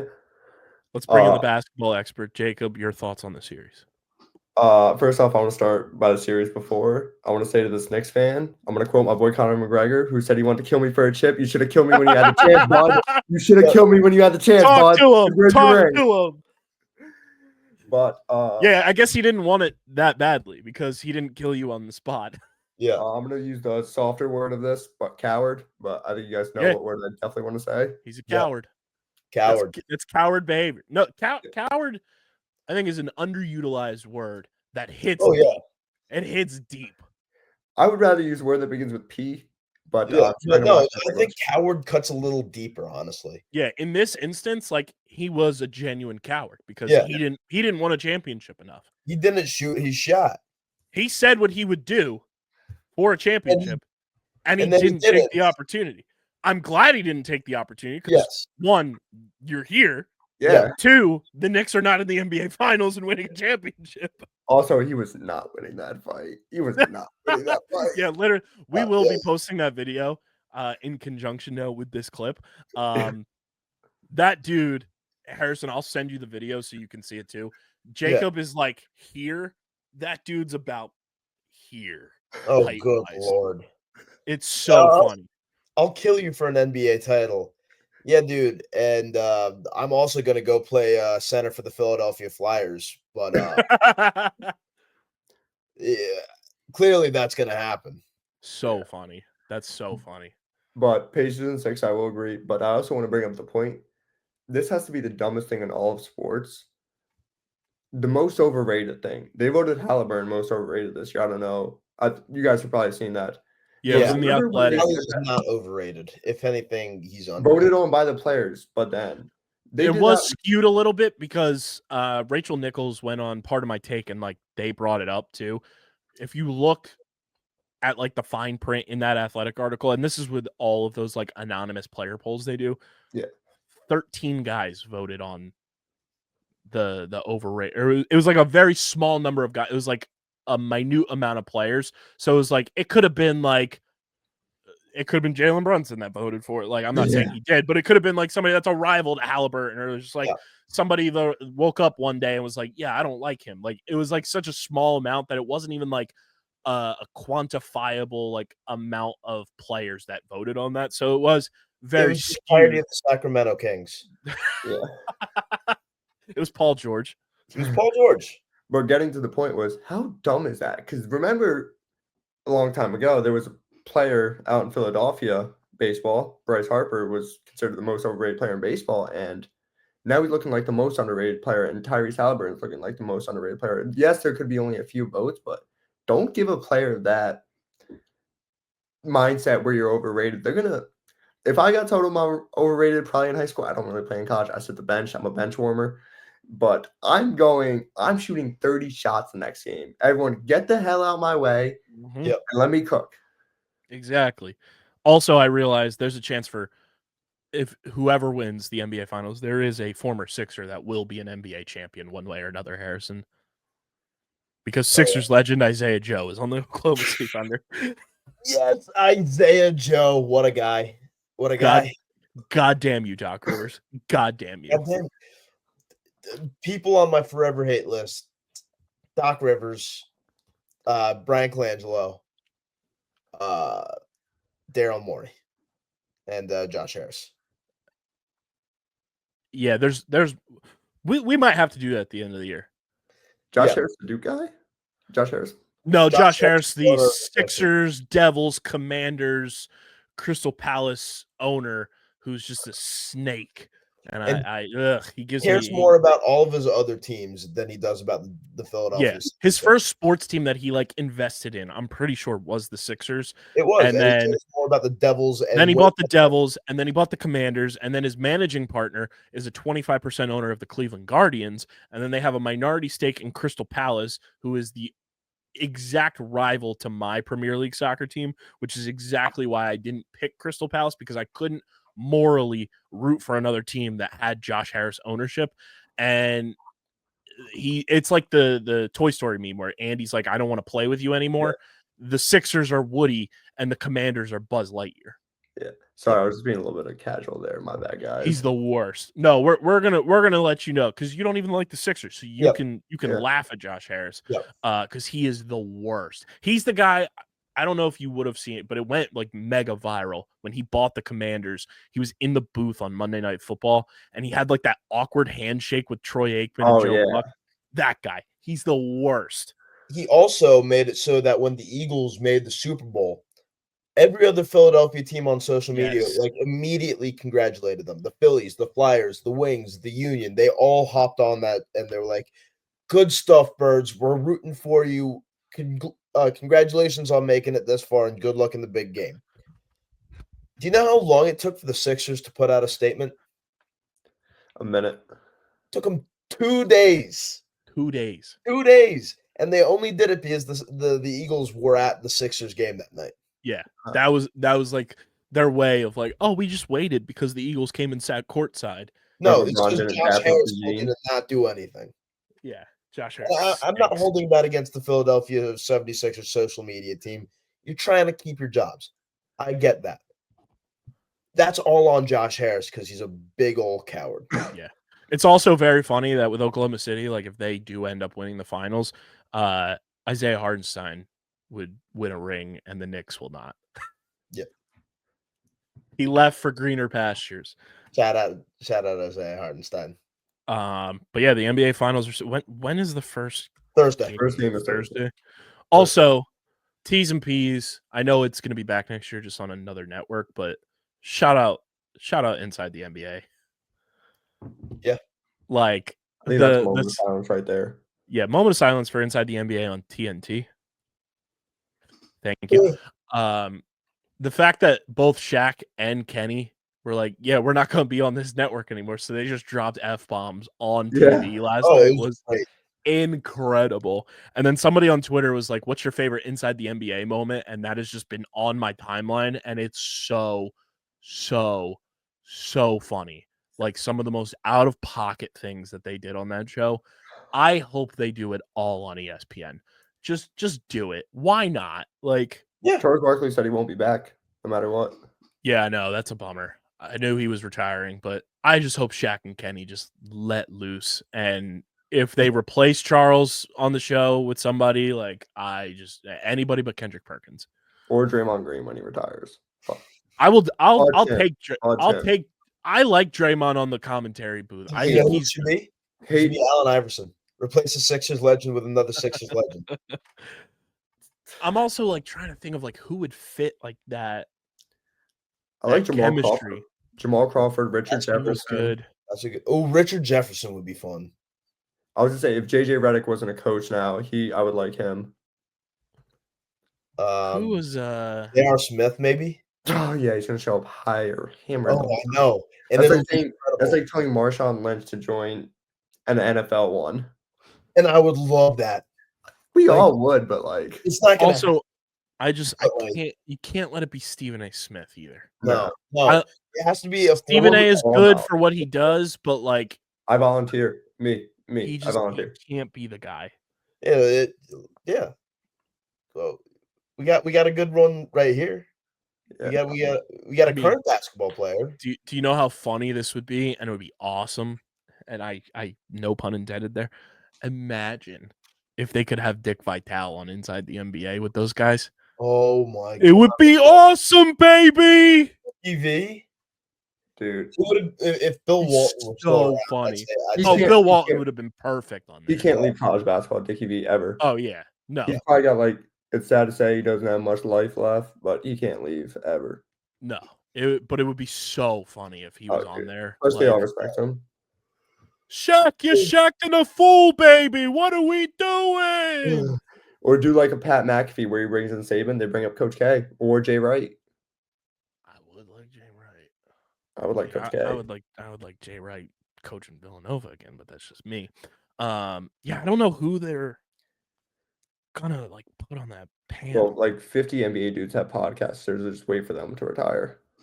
I mean, are they gonna do the ESPN thing? And this is no knock at them. Like, I don't hate it, but like, are they gonna have just like Shams off in the corner probably as like the analyst to like bring the news to the table and keep incorporating Shams into the programming? I like that though. I want Roach back instead. I just don't know who Richard Jefferson probably makes the most sense. That's who I think it would be, Richard Jefferson. If they go in, like, no pun intended, inside ESPN for Inside the NBA, but just one bald head dude to another. Yeah, Richard Jefferson probably makes the most sense. Hell, give me Pat Bev. No way. Great. No. They've got to stay bold. We got to keep with the bald thing. But I think Richard Jefferson probably makes the most sense. Or low key, Udonis Haslam. Ooh. Will Pat Riley let him out of the Miami back to tank? He's been on ESPN a few times already this year. That and as long as it's not Kendrick Perkins and as long as it's not the Morris twins. Yeah. Like they've been popping up on ESPN a lot and I like them a lot. They're Philly guys. Yeah. I don't like that they're thrusting them immediately into like the first take pool of like commentary. It's just not it. I just thought of the best person they could do, honestly. I don't know if you've seen clips from this dude's podcast, Jeff Teague. Put Jeff Teague right on there. Jeff Teague would be awesome on there. That's a good call. Jeff Teague would feed families with Shaq, Bernie, and Kenny. That's a good call. He's an Atlanta guy. Yeah. That's a good call by you. If that happens, we have the clip. We have the clip if that happens. Mark it, June 1st, Orbers Month, 10:51 p.m. I'm calling it. You heard it. I like that. That would be awesome. That would be awesome. But yeah, NBA finals are set. Little bit here that we missed out on. It is brought to you by our friends over at FOCO. Guys, you want to rep your favorite teams in the best way possible. Forever Collectibles, our friends at FOCO are the way to do it. Guys, I was at Citizens Bank Park today, and I just stumbled. It was fate. It was calling to me like the Green Goblin mask. I go upstairs in the clearance section in the New Era Team store. Walk on up. There was one left hanging on the shelf. My size. I got the City Connect paint splatter FOCO overalls, and I was like, we're ready to rock and roll. Any Friday game, I'm suited and booted, ready to go. FOCO has everything you could possibly want for your favorite sports teams. Gear up with FOCO. Use our link in the description. Shop with your favorite sports teams, whether it's NBA, NFL, MLB, college, NHL. the whole 9 yards. They've got you covered. So use our link in the description and shop with our friends at FOCO. And we thank FOCO for being a proud partner of the podcast. Jacob, you're going to like what I'm about to show you too. Speaking of FOCO, I don't think I've showed you this yet, Harrison, either. Oh.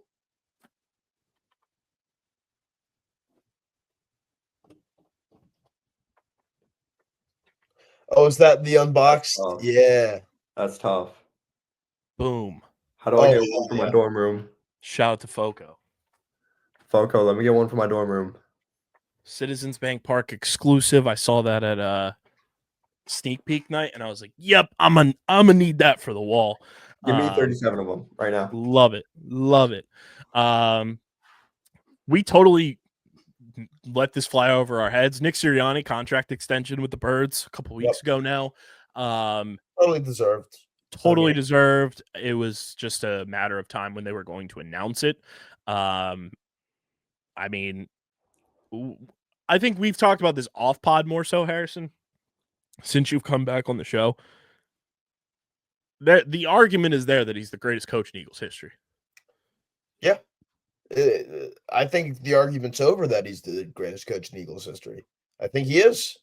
Like, I would fully argue that. Like, been to 2 Super Bowls. Yeah. Won one in dominant fashion. Yep. Has the highest winning percentage in, like, for an NFL coach, like, through his first 4 seasons. Has been to the playoffs every year of his career coaching the Eagles. And the dude, like, at the end of the day, the dude just wins. Like, I love Doug Peterson, a great coach. He's not the greatest coach in Eagles history, though. Andy Reid, love him. Love what he did for the Eagles. Never got over the hump. Fantastic resume. Like, Andy Reid, if you argue that he's the greatest coach, I'll listen. But he never got the ring. I'm not somebody who I hate ring culture. I think it has ruined sports debates and just sports fandom. But what Sirianni has done since taking over the team in 2021, consistently winning, getting this team to the playoffs every single year with new supporting cast on his coaching staff every single year. Like, he just continues to dominate. The contract extension is so warranted. I'm happy he's here for the long term. I also laugh that they didn't really give a time frame on how long the contract extension was. It was just a multi-year contract extension. I hope he's here forever. I hope he's here forever and just continues to dominate and win us Super Bowls and be the best goddamn coach in the league. Let him be our Belichick. Yeah. What about Chip Kelly for the best Eagles coach? Don't brother, that guy stinks. That name should be stricken from all history books. There was another reason I was especially rooting against Ohio State this year, because I absolutely hate. It's gonna be so awesome when the Raiders come to Lincoln Financial Field this year, because he's their offensive coordinator now. I can't even say his name. I can't say his name. I refuse. Yeah, like my lifetime, those are the coaches though. It was Andy, it was Chip, it was Doug, and Nick. And Andy, him, Doug, Nick. That's like I had a coach pre-Andy, but like I don't remember anything before Andy in terms of just like actual memory. Like Andy Reid's the first Eagles coach of my lifetime in my brain. Just like Charlie Manuel is like the first Phillies manager of my lifetime in my brain, because that's what I like to remember. What a mess. But I'm just like, in terms of the coaches I vividly remember coaching this team, like Nick Sirianni has just done things that have blown me away. And it's awesome that so many people clowned him his first year on the job, and he has just like turned this into exactly what he said. You got to water the soil for the flowers to grow, and the flowers are growing, and we're Super Bowl champions because in large part of Nick Sirianni's culture that he has implemented into this team. So much so that just a few days ago, this was on May 29th, we have the first Super Bowl baby full send. Sirianni, baby Sirianni. And I'm not talking about Nick Sirianni's child. I'm talking about an Eagles fan couple that are based in LA. They are Eagles fans that they joked they'd name their daughter after Nick Sirianni, regardless of the Super Bowl outcome. And it quickly caught on with their family calling her Siri and Nani as a preborn. So they stuck with it. The mom, Jasmine, says when I tell people her name and they're not Eagles fans, they're like, what? Why would you do that? And then when I tell Eagles fans, they're like, oh my God, that's the baby of the year. There's a whole article in the Inquirer that Alex Coffey, the ever so talented Alex Coffey, wrote the feature on. But baby Sirianni, that is a name that is either going to take off by wildfire for Eagles fans, or this Eagles fan couple have the most unique baby name of all time.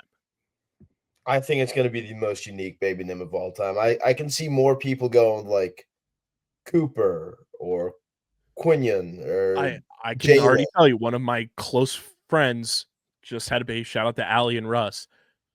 They named their baby Cooper. Yeah, not just Cooper, Cooper Lane. Amazing. Hell yeah. I can see Jordan being a big one for Myalata. I think Sirianni is not going to catch on. I think Nick might be a more popular baby name, but Sirianni, no. Would be kind of cool. Though. Would be kind of cool if it did catch on, though. Because, like, what an homage. Like, that family has to meet Nick now. I could see a lot of Grahams, too, for BG. Oh, that's good. I like that. Shout out my middle name. That's fun. I like that.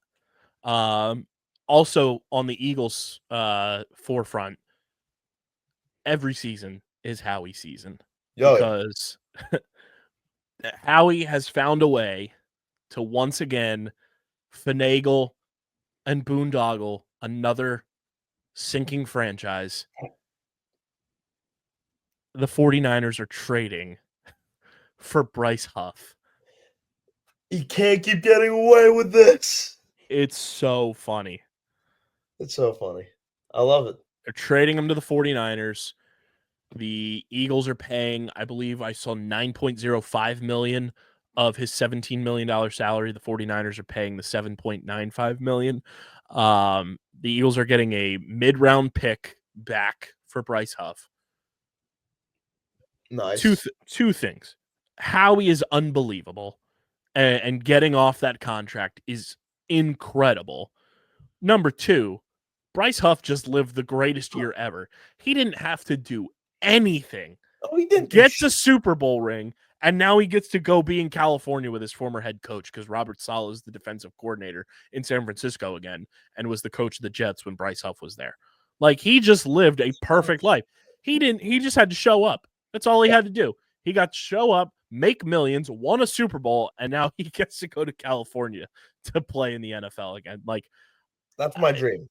And the fact that our big free agent signing last year on the defensive line was a bust. The fact that Brandon Graham tore his triceps mid-season and the Eagles still found a way to win the Super Bowl is incredible. And the fact that Howie's now getting off of this contract is amazing. And I can't say it fast enough. Somebody just get him fitted for it. Get Jahad Campbell in the number 0 jersey. Yeah, it's necessary. Get Jahad Campbell in that number 0 and call it a day. We should have known that Bryce Huff wearing 0 was a bad sign, because he was an absolute 0 on this team. And I'm happy that Howie found a way to get off of that contract. We also get more cap space now because today is June 1st. So Darius Slay and James Bradbury's money come off the books now as post June 1 cuts. So the Eagles, I think, will have like a little over $30 million in cap space now, which, like, going into the summer with that much cap space is awesome, because it gives you flexibility. You can make moves still. I mean, Howie's just incredible. Like, it's nothing like to the other 31 GMs in the NFL. The GM of the Year award should be named after Howie Roseman when it's all said and done, because he has just redefined what it means to be a GM in the National Football League. He has. There's no one doing it like him. It's truly impeccable. So thanks for your service, Bryce Huff, even though you didn't do much. Congrats on the Super Bowl ring, and thanks for the draft pick. I don't know if I think going into this week we'll get more clarity on the trade because the trade can't be finalized until the calendar turned to June. But I'm curious what draft pick the Eagles are going to get. If it's being reported as a mid-round pick, I would assume it's like a fifth. Which if you're getting a 5th-round pick for Bryce Huff and getting off of that money, that's a win in and of itself. Mm-hmm. So I'll take that. Shout out to Howie Roseman. Talk a little Union here. It's brought to you by our friends at Bino. Guys, we love Bino here at Underground Sports Philadelphia. It's the next big tabletop game for your man cave, your she shed, your tailgates, your parties. You will be the talk of your event when you bring out the Bino board. Harrison, I know you are thrilled once that the big boy check comes through to go get that Chelsea board because that thing is thangin'. Bino, it's paper football meets foosball. For the next big tabletop flicking experience. They've got officially licensed boards for a bunch of your favorite Premier League teams, from Arsenal, Premier League champion Liverpool, Chelsea. They've got a Juventus board as well. And they just released, like I said, Chelsea and PSG. They have the whole MLS collection. So you can get a Philadelphia Union board. They have a Manchester City board as well. So check out all of the boards on their website, all the accessories, customize the board to make it be as fly as you'd like it to be. And when you shop with Bino, use our link in the description, shop with Bino, and use code BinoBennett62 at checkout to get 10% off your entire order from our friends at Bino. Again, code BinoBennett62 for 10% off your entire order when you use our link to shop with Bino. Link is in the description. The Philadelphia Union finished the month of May as the best team in the Eastern Conference. And if I'm not mistaken, best team in the MLS, 34 points after last season, finishing the entire year, Harrison, with 37. They're just incredible. They draw even with Dallas on Saturday night, 0-0. I mean, I'll take that. It's been a bunch of games in a row for the Union in such a short pocket of time, from the Atlanta game, and even dating back. Like, the month of May was just like jam-packed, where you went May 3rd, May 7th was U.S. Open Cup, May 10th, May 14th, May 17th, May 21st was U.S. Open Cup, May 24th was against Miami, May 26th at Toronto, and then Saturday against it. Like, you were playing almost every other day in the month of May. It was jam-packed, ton of midweek, and the fact that they finished with 3 draws against 3 very solid teams to very good teams, with Miami, Dallas, and Columbus. You were able to beat Toronto last Wednesday. You beat Atlanta in that game on May 17th. You came back to win in brilliant fashion against the LA Galaxy. You beat Montreal in Montreal. You win 2 U.S. Open Cup games. What an incredible month of May for the Philadelphia Union and head coach Bradley Carnell, like, coaching this team through it. And the month of June is so much more relaxed. Like, you have time off in the month of June now. Like, the Union's next game is not until June 14th, home against Charlotte. And then June 25th, they're at Chicago. And then June 29th, they're at Columbus. 3 games in the month of June. So you'll be able to get off your feet a little bit, not have as much back-to-back-to-back type gameplay, which I think will be big for this team to kind of just like settle in and have time to breathe. But the fact that you navigated the month of May like that, you finished the month of May as the best team in MLS by 2 points over Vancouver, and you're 4 points clear of Cincinnati. Again, coming off of a season last year where you only recorded 37 points. You have 10 wins, 3 losses, 4 draws. You have the best goal differential in the Eastern Conference at 14. You're second in all of MLS in goal differential, just behind Vancouver by 1. This team is playing incredible soccer right now. And I've seen a bunch of people say, like, oh, the Union are on a tear.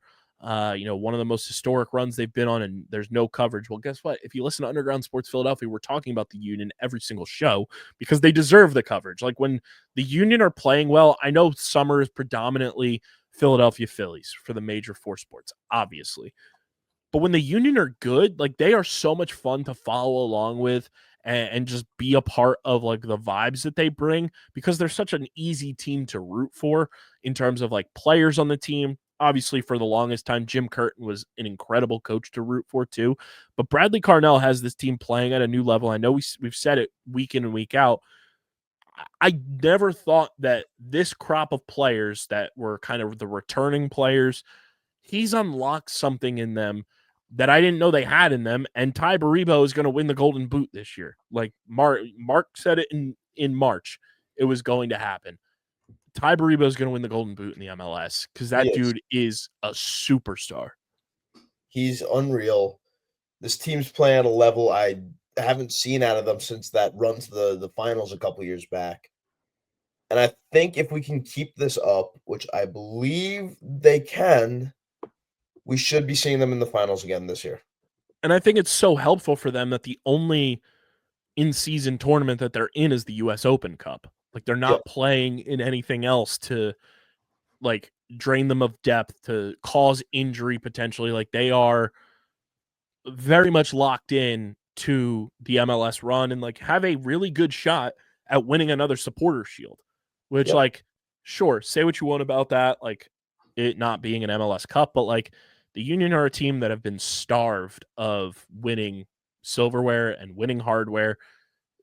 I'll take anything that they can win because at the end of the day, Harrison, what do we always say? No matter what show we're on, a trophy is a trophy is a trophy. And I will take a supporter shield. I will take that being displayed at Subaru Park next to the one that they won in 2020. And that's just another step forward for this team to showcase that they are back. Like that last year was a fluke year that things just all went wrong. And I'm excited for what the Philadelphia Union are going to bring into the summer. And if you're not paying attention to them, even if you're not a soccer fan per se, they're an easy team to get behind. And I just fully want people to support this team and just get behind them because they're going to be a fun watch throughout the summer and well into the fall. And their season goes even longer now than it did in 2022 when they went to the MLS Cup. So it'll be right smack dab in the middle of the Eagles season by the time the MLS Cup rolls around too, because that happens in like December now, which is just crazy. But I'm pumped for the way that they're playing and what a performance in the month of May from the Philadelphia Union. So kudos to them for an unbelievable month of May. And hopefully, with just 3 games in June, they're able to come away with some big time wins against Charlotte, Chicago, and who is it? Columbus again? Yes, Columbus, which right now in terms of the standings, Columbus is, where are they sitting? Are they in the West now? No, there's no way. Where's Columbus? Why do I not see? Columbus are in 5th. Chicago are not that good. They're in 11th. And Charlotte are in 8th. So they'd be in the play-in if the playoffs started today. So, like, Charlotte and Chicago, that should be an easy 3 points for the Union in both of those games. And then Columbus, you have a chance to get your lick back and make up for that late goal that they scored to pull even and draw you earlier in May, and get a win there. So like I will take 2 wins and a draw at worst from the Union in the month of June, the way that they're playing. That's my expectation. I would love 3 wins, but I will take a 2-win, 1 draw, no loss month of June, and we'll be sitting pretty going into July and the dog days of summer. They're looking great. Last bit here, the Waterdogs season gets underway this weekend. We'll talk a lot more about them on Wednesday's recording, Thursday show for you guys, but genuinely from PLL opening weekend, for a team that was idle week 1 and did not play, as close to a perfect weekend for the Waterdogs in terms of the standings. The New York Atlas split their homecoming weekend, so they go 1-1 and wind up with a negative goal differential, which, if you don't know, too much about the PLL. Score differential is the #1 tiebreaker in the PLL, which I love. So the more negative, the better for the Waterdogs. So the Atlas go 1-1. They finish with a negative score differential in the weekend. The Boston Cannons beat the Atlas head-to-head, but they finished with just a +4 score differential, very easy to overcome. And the Maryland Whipsnakes lost their game to the Utah Archers. So the Waterdogs are sitting in third place by virtue of not playing, and they just have zeros across the board. Perfect, as close to a perfect week. The only thing that could have gone better was if the Atlas lost both of their homecoming games. Other than that, the Waterdogs got to sit home with their feet kicked up and is like, oh, we get to start our season this week, and all we got to do is win by a decent margin, and we can be in first place in the Eastern Conference. Like, that's an absolute win. It was an awesome weekend. A lot of rookies popped out in the PLL. It was it was very fun to have the PLL back on my TV and just watching lacrosse on Saturday night and Friday night. Get to do it all again this weekend too. And we will have more details, hopefully early this week, on how you guys can sit in our seats at Philadelphia homecoming weekend at Villanova. You can sit in the underground seats in the K9 Crew supporter group section for the Waterdogs homecoming week. We're going to be giving away 2 tickets for that weekend. We should have more details early this week, so stay tuned to our socials to see how you can wind up sitting in our essentially season ticket seats for Waterdogs homecoming weekend on June 13th and 14th, which we will be doing a live show from Villanova as well, which will be a ton of fun. Looking forward to that in just a short amount of time. But I mean, great week for the Waterdogs, and no announcement as we've been recording, as I can see, about Jared Bernhardt. And if you don't know Jared Bernhardt, he is former Tuaraton Award winner. He went on to pursue a football career, played Division II college football, won a Division II national championship, then played a little bit in the NFL with the Atlanta Falcons, retired from the NFL subsequently, and then he's now pursuing his lacrosse career again and coming back. And my good friend Dan Arestia, who is just super in tap with the lacrosse landscape, is out there doing the reported. Field Yates initially reported from ESPN the return of Jared Bernhardt, but Dan Arestia reporting that the Waterdogs are one of the 4 finalist teams, which would be very exciting. So we'll be locked in on that too. And if Jared Bernhardt is a part of this Waterdogs team, watch out, because even Harrison knows that boy nice. He's nice with it. I mean, he's a Thwarton winner. You got to love it. He's so good.